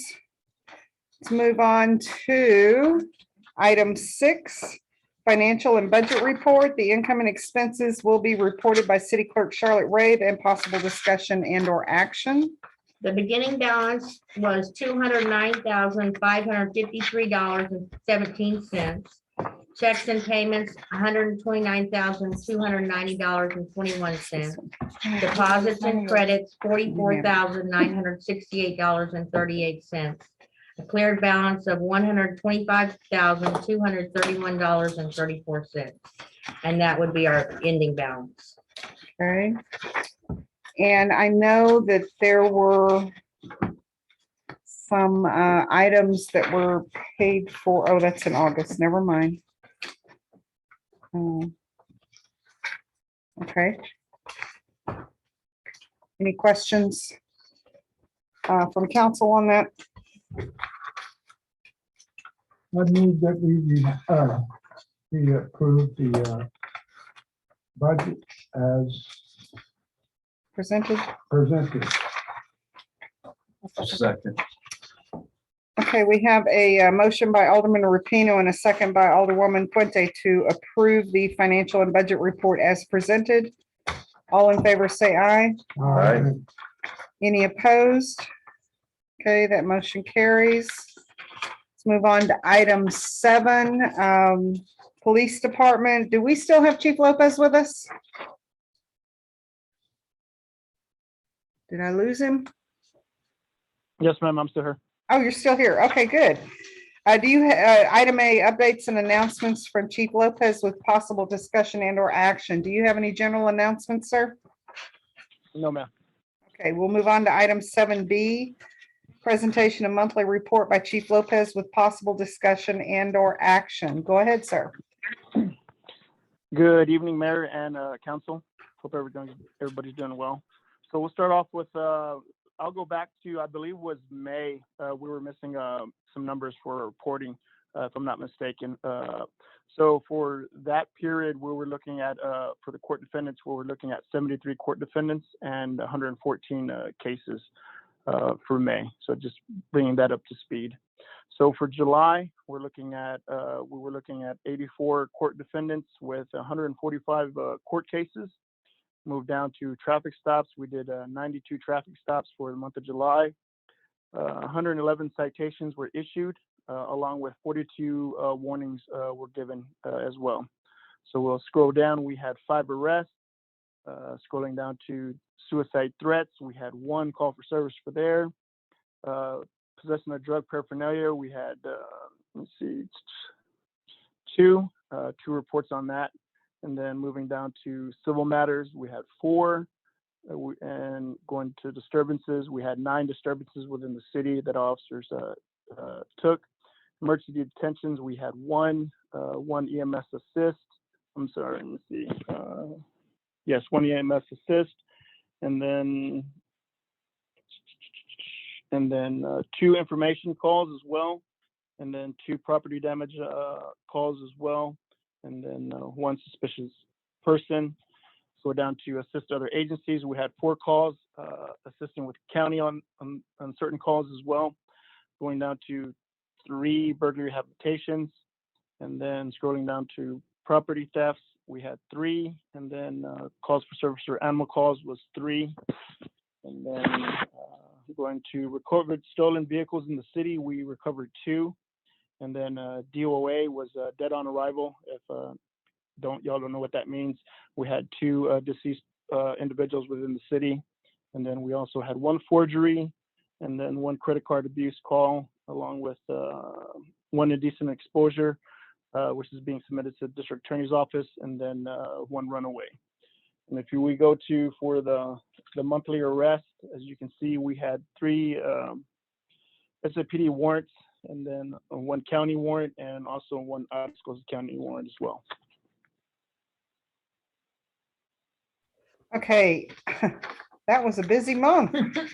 I find it interesting that we have gone all year without a burglary of a habitation. That's Didn't have any DOAs either. and we didn't have any DOAs. On those, are you at liberty to reveal whether those were COVID related? COVID related? No, there were on those 2 DOAs, there were instances of hospice deaths, old age, and other ailments as well, but not COVID related. Okay, thank you. You're welcome. There's some interesting things that happen on this particular month. What were they? I didn't hear that. The DOAs, Yeah. elderly and just illness, not COVID related. I got a question, is Wasn't me, was it? burglary of No. habitation and theft of property, are they the same, or are they different incidences? Different incidences, burglary habitations where somebody, individuals are breaking into a residence in itself. Theft of property is other things, but not burglary habitation. And on the stolen vehicles, those were 2 recovered stolen vehicles that were recovered here within the city, correct? Yes, ma'am, that is correct. Okay. And question on the arrest, any of those residents of the city? By looking at them, I don't believe so. By Okay. looking at Were they traffic No. stops? Were those arrests as a result of traffic stops? yes, that is correct. Okay. Okay. Any other questions for Chief Lopez? Okay, Chief Lopez, thank you so much for joining us. I apologize for keeping you out so late. It's okay. Go enjoy the rest of your evening if you choose to, or you can stick around. It's up to you. Yes, ma'am. Thank you, Mayor, and thank you, Council. Thank you. Thank you. Okay, item 8, animal control. Updates and announcements from Animal Control Advisory Committee Chair Jennifer Puente with possible discussion and or action. Do we have any general announcements? Yes, Penny Paws will be here 8/21 in the city park. And then we'll have our next meeting on August the 23rd at 6:30 p.m. Perfect. Thank you. Item 8B, presentation of monthly report by ACO Chris Maldonado with possible discussion and or action. Mr. Maldonado, you are up. Good evening, everyone. Can you hear me? Good evening. Yes, we hear you fine. Okay, awesome. All right, mine is a little bit less complicated, so hopefully y'all stay with me. For stray calls, we had 7 warnings, 3 citations, 1 referral, 1 impounded, 3 unable to locate, 3 no violation observed, and then 1 resolved prior to contact. We only had 1 case of cruelty and neglect for the month of July. There is no violation observed for that, so nothing to be concerned about if there's nothing there. Enforcement, we had 1 warning for enforcement, and we had 1 warning for a bite and scratch or scratch, for a total of 22 reports or calls for service. And I do know that we had a bite, but I do not recall if it was in August or July. With the postman, which month was that? That was July. That was July, okay. And that, just so everyone knows, that dog was taken into custody and taken to Oak Hills and put in quarantine for the required 10 days. Is that the impound? Where are you seeing impound? One Oh, impound. 1 impounded. That was a stray impounded, no. Was It's the just, bite a citation? it was an enforcement. So could you give us kind of a little update on that particular case? So the animal was returned to the owner and they paid all the fees and the cost at the vet and our own fine, and did you issue a citation on that one or just a warning? Citation was not issued. I believe it happened when I was off duty. I think either Adrian or Magni responded to the call. They don't really issue citations for that. So I wasn't there or present. If I would have been present, I would have cited her, but I was not. So it was just determined as a bite scratch, and he was impounded, put in there. The owner did reclaim them after that 10-day period. They paid all the fees, and they got their dog back. Okay. Does the owner have a proper confinement for this animal, or I mean, how did this happen, Chris? Do you know? So yes, well, allegedly this is what happened. The dog was tied up in the property. The postman went in there unaware of the dog being there. He was under a vehicle, I believe, and when he got too close, the animal came out of nowhere and bit him on the hand. So the dog was tied up as he was supposed to be. There's just no signage or anything like that to warn the postman about him. And if I recall correctly, the dog owner freely admitted that the animal was not vaccinated. Is that correct? Correct, but I told her she had to get it vaccinated prior for her to pick it up. Before picking it up, okay. Right. And has the dog been chipped? The dog has not been chipped. We can call her back in and get her to do that. Is the dog altered? I didn't see the dog. I didn't really pay attention to that. I don't know off the top of my head. But when we get him microchipped or whatever, we can determine that. Yeah, I would recommend in any case, especially if there's a bite, any case where we take a dog into custody for whatever reason, our ordinance dictates that they have to be altered, they have to be chipped, they have to be vaccinated. All of that, I think, going forward, we need to make sure those things are done. Right. The thing is, when you want the owner to get the animal back and they have to get all the other things done, they're most likely not going to get the dog back because of all that. So we would need to do something where we either give them a time limit to do it, and we can't force them to get them at Oak Hills. They can choose their vet. So that's another thing. So we can also, I mean, it'd be harder to enforce, but I mean, it's a possibility. We can tell them to do it. It's just, getting back with them and making sure they did it. Okay. Thank you. Wait. Okay, go ahead. They could sign an agreement to have these things done before they reclaim their animal. Well, I think what he's saying is that they need to reclaim the animal if we required them to do all of that That's before what they I'm saying. reclaimed They it. could sign an agreement to have that done within a certain period of time. Yeah.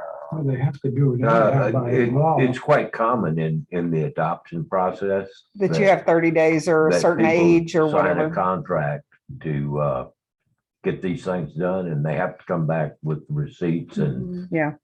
show you that it has been accomplished. Or what? Well, that's Or- it. Or, Well, it's Or- an or- ordinance, so we'd be able to, wouldn't be able to cite them? Or you're in violation of your contract and we go get the dog again. and so Chris, is there an opportunity to, perhaps issue them a warning at that time with a 30 days, 60 days, whatever the number is? And at the end of that time, if they do not comply, then they get a citation? That sounds You good. gotta understand, a lot of people have different stories. They have different, I mean, these people sometimes say, they don't have money for this, and that's the last thing on their mind. And you give them a time frame, they're most likely not gonna do it, and they're not gonna come in with the viable paperwork. And they'll take that fine. I mean, they're just gonna fight it or not pay it at the end of the day. But I mean, it is an option for us to do that. But like I said, it's just more work for us, knowing the people that we deal with might not do what we tell them to do. I don't think that should be an option. I agree. I mean, We have an ordinance. And if we're not gonna enforce the ordinance, we need to repeal the ordinance. yeah, I agree, Chris. I think I don't think we can second guess what they may or may not do, but I think it needs to be clearly communicated to them when they are faced with this situation. Anytime we take that animal into custody, they do have to meet the criteria. I mean, I agree, we can give them 30 days or whatever, but at the end of the time, they're either gonna comply with the city ordinance or they need to be cited. And the fine through our court is more than the Exactly. cost for them to comply. It's a good Couldn't they rehome them? idea. I mean, this might be a show dog that got out of the, If it's a show dog, then they're gonna have them, They'll take care of they'll that. take good care of Yeah. them. But we need to get stricter so people can start complying and get our stray problem under control. if they're a Exactly. show dog or a dog for breeding, you don't want to fix them. If they can move the dog to another city, I'm not sure if we could do breeding with our current regulations. we don't allow limiting the breeding. Number of Every dog has to animals. be. Yeah, we don't offer breeding permits. I think it's in the ordinance specifically addressed about breeding, but okay, I did not know that. yeah. Okay, so I think the takeaway here, Chris, is that more enforcement and I understand it's more work, but it's what we have to do. And to be quite honest, we have to set the example and be consistent in how we address this. And that's just what we got to do. The problem is too big. Yep. Chris, how many animals do we have currently in the shelter? 7. Any at the vets? Any in foster or at the vet? 1 in foster, none at the vet. Okay, That's good. okay. Okay, anything else for Yeah, ACO? let's talk about a Facebook page. Okay, let's move on to item 8C, discuss and or possible action on creating a Facebook page specifically for animal control. So during one of our ACAC meetings, we talked about a number of different things that may help us, particularly with volunteers, but also being able to share information in on a platform that quite honestly is very widely used and makes a lot of sense. A lot of people are already there. Christopher asked if this was something that we could possibly, the council could adopt as an official Facebook page related to animal control. I know Elmendorf list with pictures, all of the dogs they pick up. Mhm. So does Atascosa. Okay.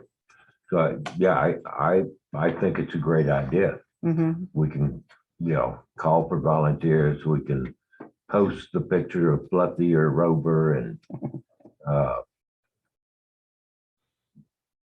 Facebook. Announce our Penny Paws, our Mhm. mobile vet stuff. I think that should be the animal control's job to. And Christopher, is that something you would manage? Overall, yes, I would be an admin on there. Okay. But if anybody would want to adjust or set up something like an event or something like that, I would allow them to do that. Okay, so perhaps we have but perhaps Charlotte could help out, as an additional admin, maybe. Yeah. Yeah, Jennifer from ACAC and, just make sure that they're city associated workers doing that. Mhm. Any other questions or comments from council? I move we approve the animal control officer to create and administrate a Facebook page for animal control. I second that. Okay, so we have a motion by Mayor Pro Tem Fillinger and a second by Alderman Crickmer to approve ACO Maldonado to create and manage a Facebook page specifically for the animal control facility or animal control department. All in favor, say aye. Aye. Any opposed? Okay, that motion carries. Okay, Christopher. You got that one. Thank you, Chris. Thank you, Chris, for all you do. I know it's a lot Thank of you. work and it's very much appreciated, even though there's a lot that goes on that people don't know that's happening. So really do appreciate your time and effort and leadership dealing with this. And you can stay or you can go. It's up to you. Okay, we'll move on to item 9. Good night. Item 9, I'm sorry. Oh. Item 9A, 9 is Public Works and Parks. Item A, updated announcements from Park Advisory Committee Chair Tom Rapino with possible discussion and or action. Do you have any general announcements, Mr. Rapino? I do. What do you Our got? next Meeting is next Tuesday on the August the 17th. Our last meeting was 2 weeks ago. Generally, we discussed possible grant, seeking some things with grants, and I guess we're going to do that. I guess Charles and I will get together and discuss some things that we might want to go after with the grant, now that we know it's not going to be interfere with the Yes, and so we did get a notification. We had some grants that we were interested in pursuing through Texas Parks and Wildlife. But with the CDBG issue, we weren't sure if we could do that or not. We did get clarification that those projects, those grant projects through Texas Parks and Wildlife will not interfere with CDBG. So you guys are free to. right. It's going to have to be quick because Be very quick, yeah. So we probably won't be able to do something grandiose. The other thing is, the community center is still going gangbusters. They're doing a great job, and we are pursuing getting another sort of action game in the along the trail there, a disc golf device. I need to check and see where we are with that in the next day or so. And that's all I have in that area. Okay. So let's move on to item 9B. Discuss and or possible action. And that is me, I wanted to. Well, hold on, let me finish reading it. Okay, Slow down. okay. Discuss and possible action to approve the purchase of a commercial double-door refrigerator for not more than $2,000 for the community center to prevent spoilage and ensure safety of food items supplied by the Be a Champion program for Sandy Oak school children. Okay. Now you can go. Okay, I'm gonna pass this down. This is not necessarily what we're going to get, but it's a representation of something that we're looking for. This particular one is one that is at Home Depot, and it's not, and it's not a very good picture because it was sent to me and it didn't come up real good. But anyhow, we'd like to, generally they're between, $1,200, $1,300 and $2,000. So I'd like to get approval to buy one for not more than $2,000. I mean, we get delivery of the food from this program, and well, the refrigeration we have is not adequate to keep this stuff cold enough so that when the people do come to pick it up, it's not a hazard. Yeah, can I address kind of the Sure, go history of ahead. this? Yeah, When they started this program, they were bringing shelf-stable items, yeah. packaged snacks and packaged milk, yes, shelf-stable milk. Shelf-stable. milk, yeah. shelf-stable milk. Now they're bringing fresh milk and fresh foods. Including hamburger. Yeah. Yeah, So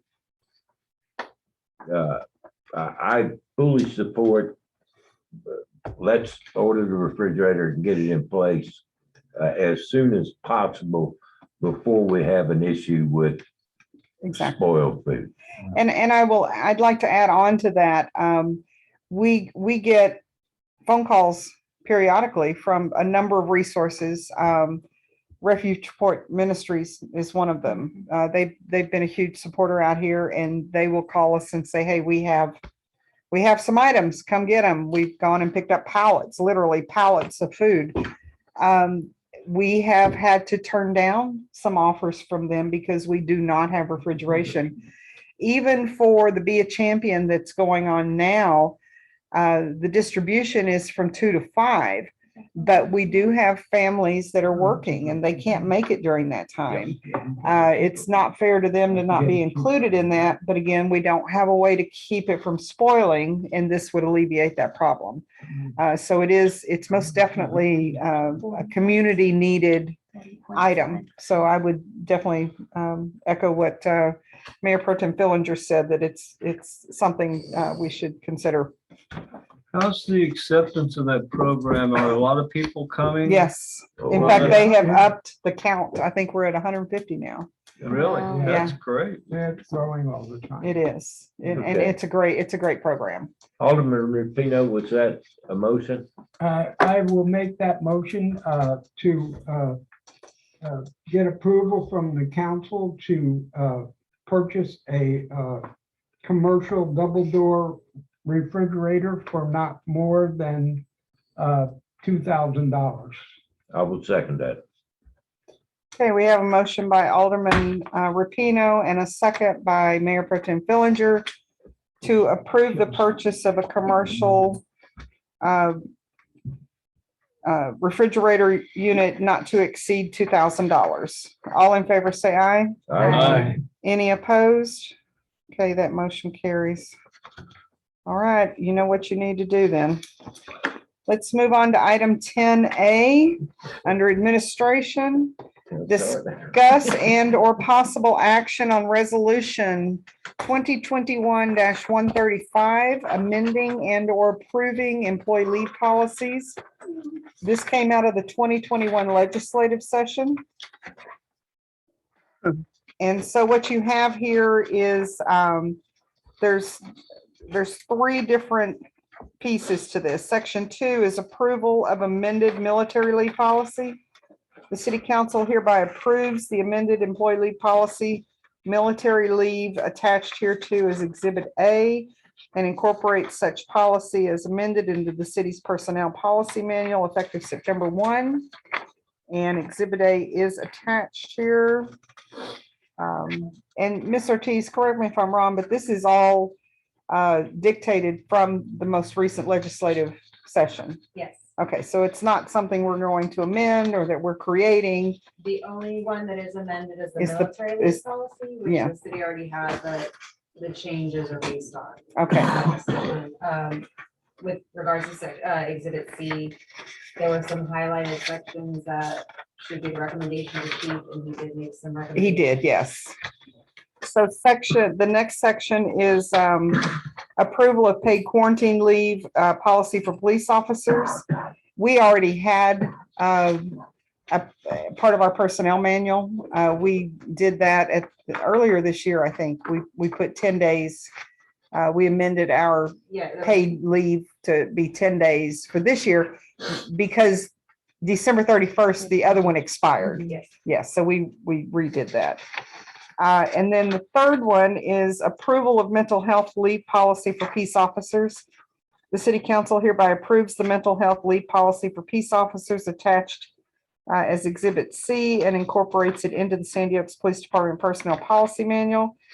And basically, that one is going to allow for, it says an officer shall be allowed up to 5 days or 40 hours of paid mental health leave per calendar year, subject to the following conditions. Number one, the leave is approved by the employee supervisor or the chief of police, or it is ordered by a mental health professional. And two, the leave is taken as a result of a traumatic event that occurred while on duty. And so this would be paid leave for mental health leave related to that. Chief, did you have anything you wanted to add to that? No, ma'am. Okay. All right, So we need a motion. we need a motion on this one, yes, please. And Okay. it's for the resolution. Yes, I move that we approve resolution number 2021-135, a resolution, not a revolution. We need one of those too. A resolution of the city council of the city of Sandy Oaks, Texas, amending the policy on military leave, approving a policy on paid quarantine leave for peace officers, and approving a policy on mental health leave for peace officers and providing for an effective date. And that effective date is September 1. And that effective date is September 1. Okay, we have a motion by Alderman Rapino and a second by Alderwoman Puente to approve resolution 2021-135. All in favor, say aye. Aye. Any opposed? Okay, that motion carries. And item 10B, discuss and or possible action to approve the purchase of a 10X USB video conference camera, optical zoom, full HD, thing with resets not to exceed $600. This is all Greek to me. But, and Jerry had been invited to attend the meeting. He may have shown up early and gave up on us. Yeah. But basically what we're doing here, the way we are conducting meetings today, we are using laptops. There is one laptop that's across the room here, so it's very hard to see. I happen to have brought my other laptop in so I could see a little closer and share some stuff. But it takes, once a meeting begins, the city clerk is taking notes and she's involved in the meeting, and we always need somebody to kind of monitor the Zoom to let people in, or, you know, all these different things. And so I reached out to Jerry and said, is there another option that we can use? And basically what he said, absolutely there is. This particular configuration that he has presented here, it is a ceiling mount, but it can also be a wall mount. And it also has, you can program presets on it, because one of the things that I wanted to make sure is that whoever is speaking, the camera is focused on whoever is speaking. And so I said, is it is it, voice activated and it'll tune in that way? And he said, no, but what it does do is you set presets. So 1, 2, 3, 4, 5, and then whoever's speaking, it has a remote control and we just do that and it rotates and it ties into Zoom. It ties in nicely with everything that we're doing here.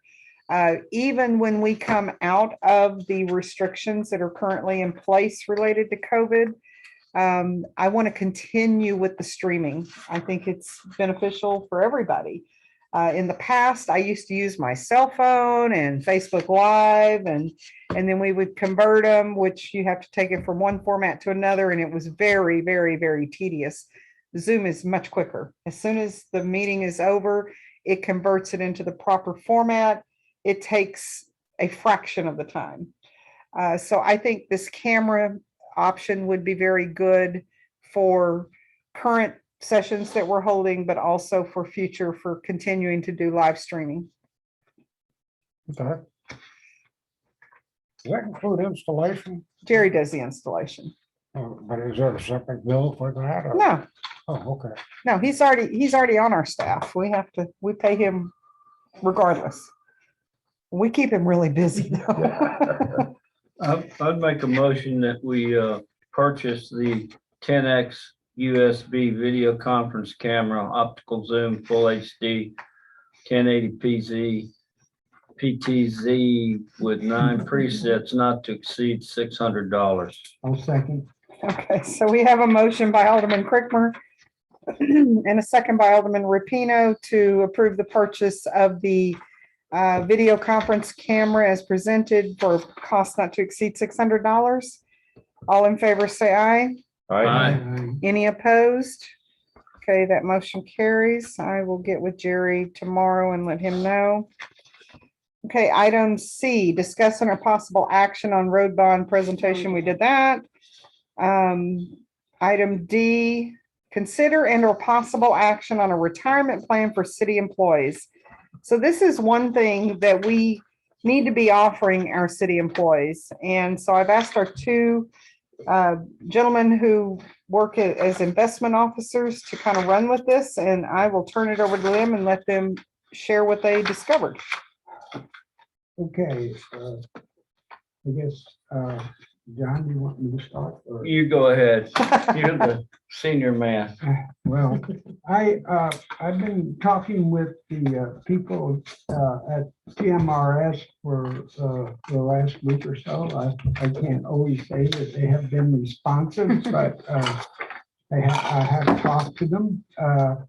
And they did send me an information packet, and I drafted this document up, so I will go over it and I will answer any questions that I can.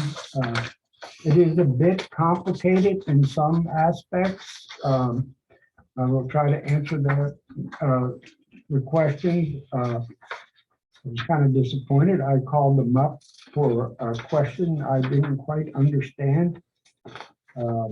They didn't understand the concept either, so promised to call me back, but they didn't. But anyhow, we'll move forward. TMRS was, or Texas Municipal Retirement System, was established in 1947 by Texas state law, but it didn't start operation until 1948. It is administered with Texas government code, although it receives no state funds, and you can read that. It's a statewide retirement system that cities may elect to join as of, that cities can join. Any city can join it if they have qualified employees. In 12, as of December 31st, 2020, there was 205,596 members and 895 participating cities. TMRS paid $1.5 billion in retirement benefits in 2020 an increase of 98.5 million paid in 2019. It's an investment return of 7.65, exceeding the 6.75% actuarial return assumption they had the prior year. And I'm just giving you the background on their financial standing. Trust fund investments total 34.5 billion as of, I got 1331. I was like, wow, when is that? Well, it's a typo. 12/31/2020, an all-time high. It's TMSR MRS is a retirement system for municipal employees. And if the municipal employee is qualified and you need to work 1,000 hours per year to be eligible to be enrolled. If the city joins, all employees that are qualified must join. You don't have the option not to join. It's funded by contributions of its members, the member cities, and the earnings from the investments from those deposits. I wanted to, one of the questions I had for them were, since, you know, I wanted to make sure that the investments were, and I'm not sure that they have to be, because it's actually the city employees that are investing with Tim. I wanted to make sure that they were investments that were in accordance with the Public Funds Investment Act. But the city pays into this thing too, so I don't know whether that is the case, but they didn't get back to me on that question, but maybe they will in the future. I'm sure it is, but I don't know that for a fact.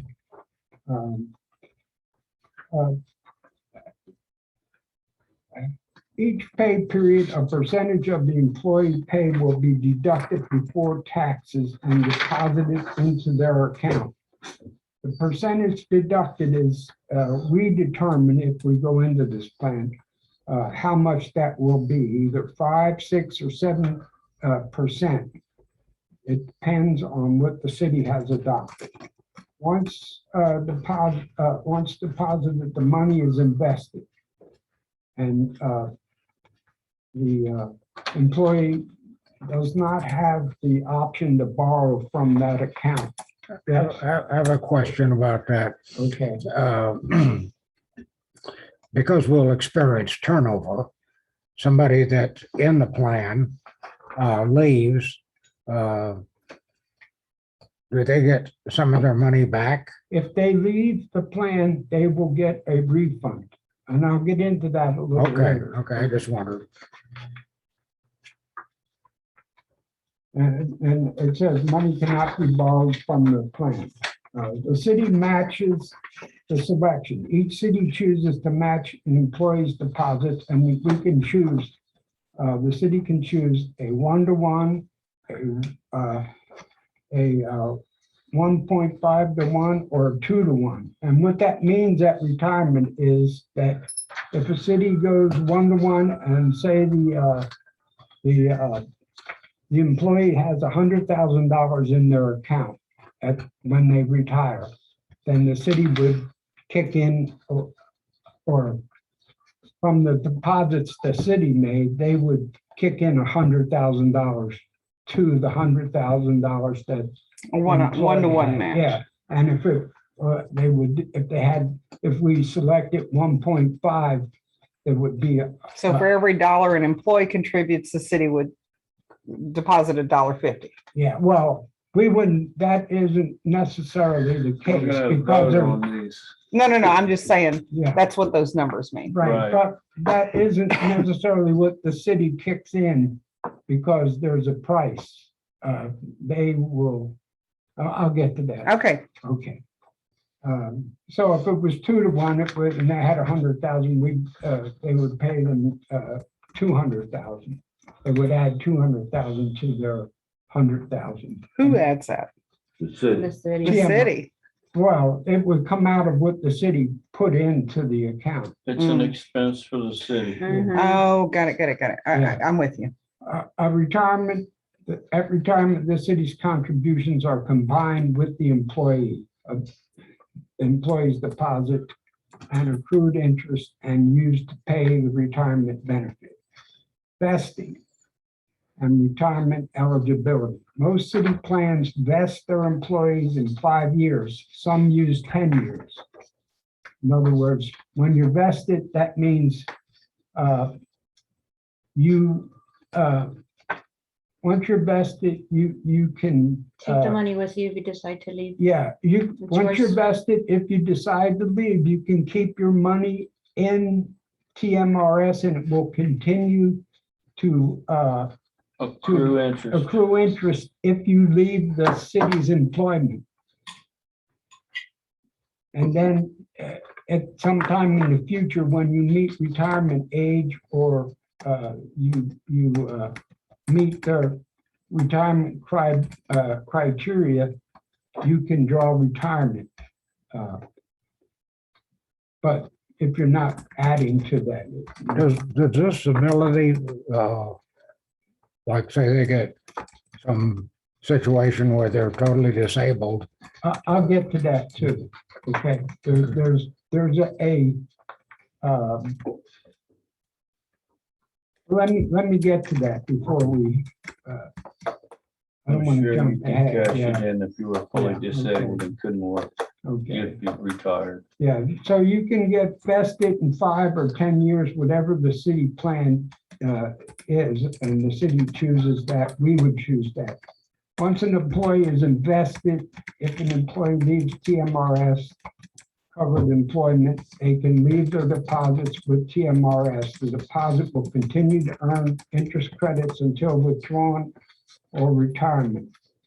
Retirement eligibility, an employee is age 60 with 5 or 10 years of service credit dependent on the city plan, and you can retire.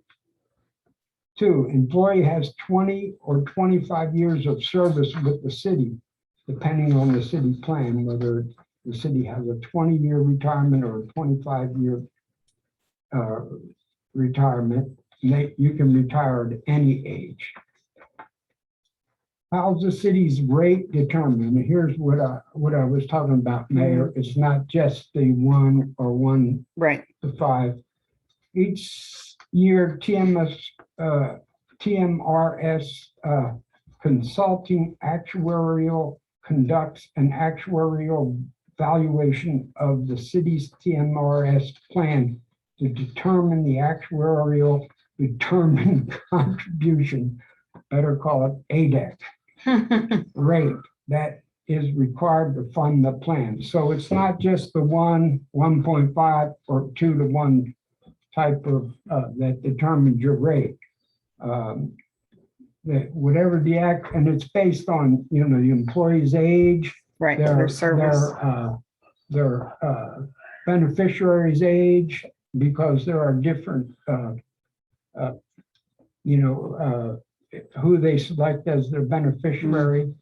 Well, they have to select their spouse if they have a spouse. Exactly. Uh, Even uh, if they're separated, but if they Yeah, are right. not Well- legally divorced, the spouse, I don't care who they name, the Right, spouse and- is it. And they can't select they can select other beneficiaries, but they have to have their spouse is Mhm. okay. Contributing factors that increase the city's rate.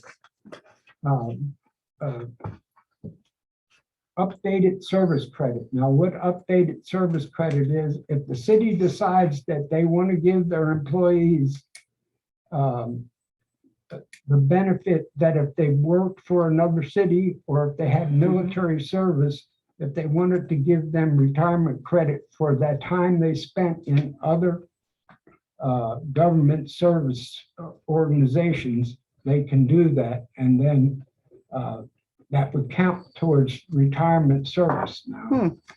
or they can give them COLA, which is cost of living, you know, the CPI is determined, and they can do that on ad hoc, or they can do it for 1 year, they can do it for every year. And they can give them a supplemental death benefit while they're working, and if the employee dies, the beneficiary gets 1 month's pay. And if they are already retired, the beneficiary gets $7,500. And then there's something called additional service credit. Excuse me. And that's what I didn't understand, and that they didn't understand. I mean, they put it out, but I couldn't find it in any of the literature. It's something that supposedly, what I did read, but I still didn't understand it, was it supposedly allows them to take advantage of any pay raises or something. It was, the explanation was diffuse, at least in my mind. And so that's why I sought an explanation that they didn't adequately give me. So the guy said, yeah, we just had training on that, but I didn't understand. It didn't take. So I said, but I'll get back to you. Okay. Well, anyhow, I suggest if we want to do this, that we start from the basics, because you can at any time upgrade or degrade, but almost everything you do with this, you have to do by Action from council. right, it has to be an ordinance. And that goes to adding all of the upgrades or detracting the upgrades. The only upgrade, if you're detracting from, I think it's the, if you're lowering the amount that you Contribute. That you Then manage. you have to you have to get the employees' permission. permission. You have 2/3 of the employees have to vote to allow you to. Referendum.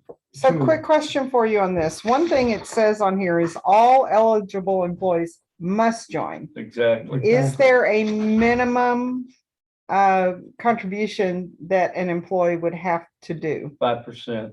5% is the minimum?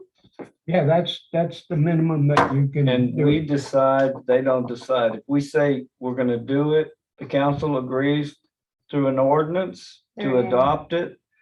The employees have to join if they work more than 1,000 hours a year. Mhm. I'd like to ask you a question. Yes. Do we have any options other than this?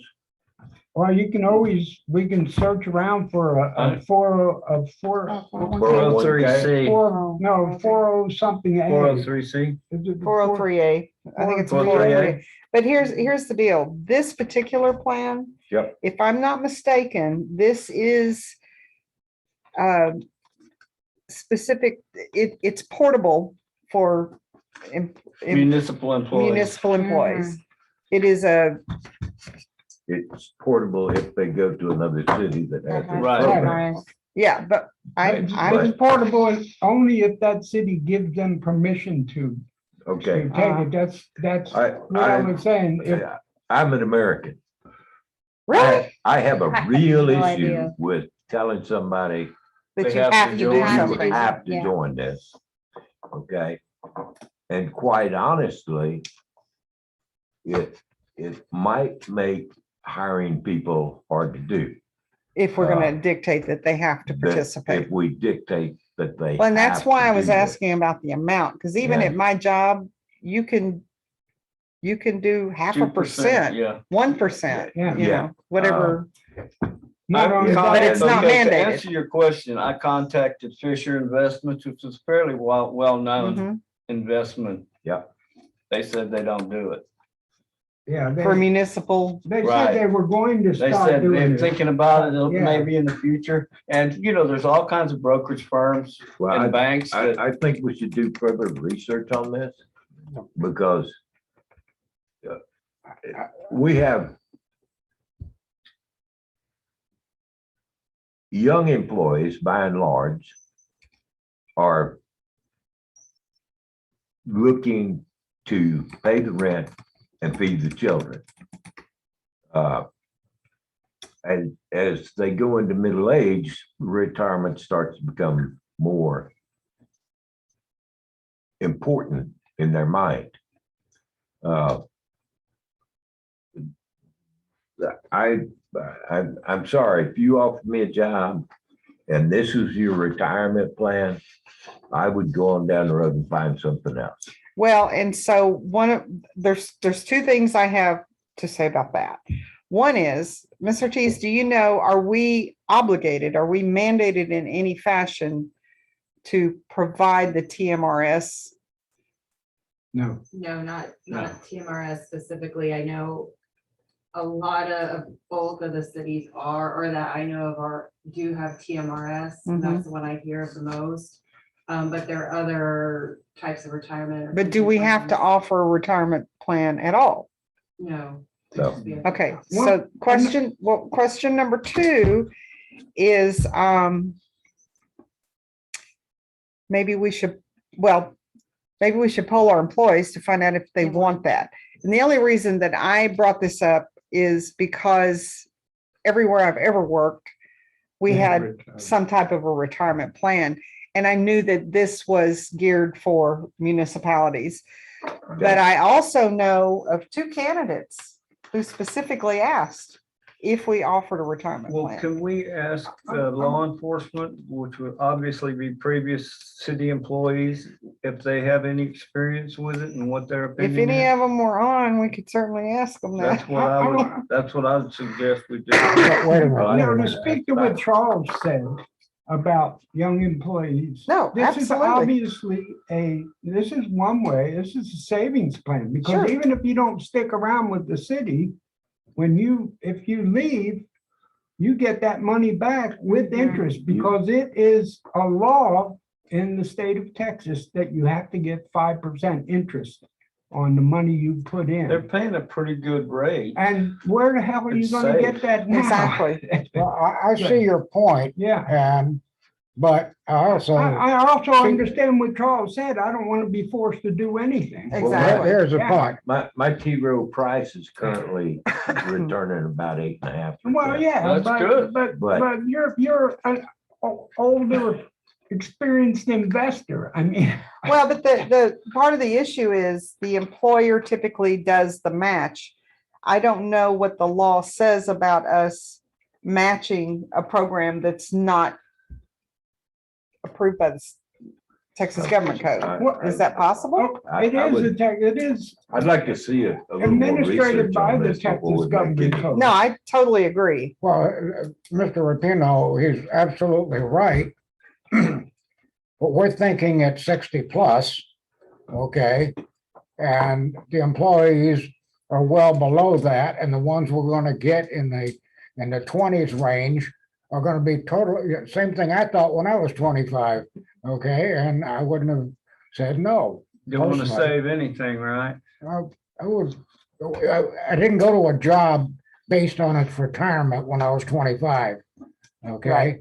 and I see us looking that way. It makes sense, a good investment, but it's like selling them whole life insurance at 25, Mhm. and someday they'll collect. And the number of people who sign up and then make 3 payments and get out is enormous. And I don't think we have enough information, and I don't know No, what I our agree. employees want. would wanna and know I what the don't want it employees think. driven I would by, absolutely, Yeah, sure. I think so too. I mean, we Yeah. just can't do this by No, I fiat. I mean, totally not- agree. I'm not against the retirement plan, but quite honestly, this one, Telling somebody they have to do it. Yeah. And if I understand correctly, once they're in, they can't touch that money No, I until, cannot. No, until they Well- hit retirement age, Or Unless they they get out. quit. Or they leave. or they No, leave if employment. they leave, they can. But they're gonna be And- penalties just like any other Yes. retirement. Yeah. Yeah. You Well, have to pay taxes Yes, on, 'cause- this is Exactly. tax free. Roy That's had it another through SAWS. benefit. so- Oh, this is tax free? Yeah, this is before taxes. Yeah. no, it's not tax free. It's not tax free. Well, it's tax It's free pre-tax. before you It's pre-tax. Deferred tax. Yeah. deferred, It yeah. reduces your tax Yeah. liability and the time. Well, Well, yeah, right now, in the next couple of years, it might be a real benefit. but no, I'm just, I know what you mean, Charles. I'm I've- just being honest. Okay, I've dealt with I'll make a motion that Minimum. we. you want to just this table it? for Further consideration, we'll revisit the issue. Well, we weren't gonna vote on it anyway. No, I wanted to have the discussion. I Yeah. wanted to have an understanding and a discussion, and I think yeah. pretty much everybody's on board with the same thing. What do the employees want? That's Yeah. number one. If they don't want it, then we're Yeah, done. Yeah. Yeah, well, we're all about It's Crapping kind of on like the future citizens employees. wanting. Yeah, higher but future taxes. employees would notice that, Yeah, sure, especially if that'll they're pass. middle-aged. yeah, And we're looking to grow our police department, that's what they're gonna want. yeah. Yeah, and the fact that a lot of police departments do use Mhm. this. Ask 'em And how they they're like it. gonna stay, if you think about it, a police officer is gonna be staying in that line of work in any other Right. particular area. And Whereas a city clerk or court clerk may say, okay, I did my stint with government, I'm out. it's you know? possible that their previous employee increases our liability for matching at retirement as well. Yeah, it does. Mhm. It does. Yeah. It increases our, not our liability, but our cost Right. Right. if we choose to go that way. Okay, so we have a motion right now from Alderman Crickmer to table this I'll discussion and a second by Alderman Rapino. All in favor, say aye. Aye. Any opposed? Okay, that motion carries. And let's move on to item E.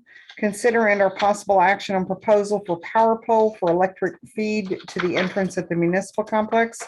This is most definitely tied to the electric gate.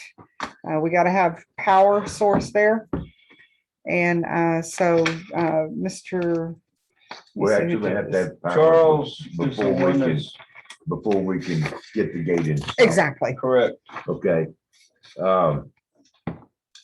I had a proposal here to provide a 30-foot service pole, install the pole on the east side of the entrance close to the new gate opener location with a 200 amp service on the pole. The proposal is for $2,278.11. And I consider that a reasonable bid. There will be a service connection fee that I have not been able to determine. Nancy couldn't give me a price till after the engineers come out and look at it. Oh, my. So, but they're supposed to do that within the next 24 hours. Oh, okay. So I And, guess but that would we- be with CPS, not, Yeah, that's CPS. we would do that directly with CPS, or would that go through Quinny Electric? No, we We would do it. Apply for the new service. Perfect. Okay, and then we hire a contractor. So I don't think we need to proceed with this until we get a number CPS? CPS. Because if they want $10,000 to connect to a $2,000 service, I agree. We can discuss whether or not we would go with this. And then if CPS comes back and Contingent on that.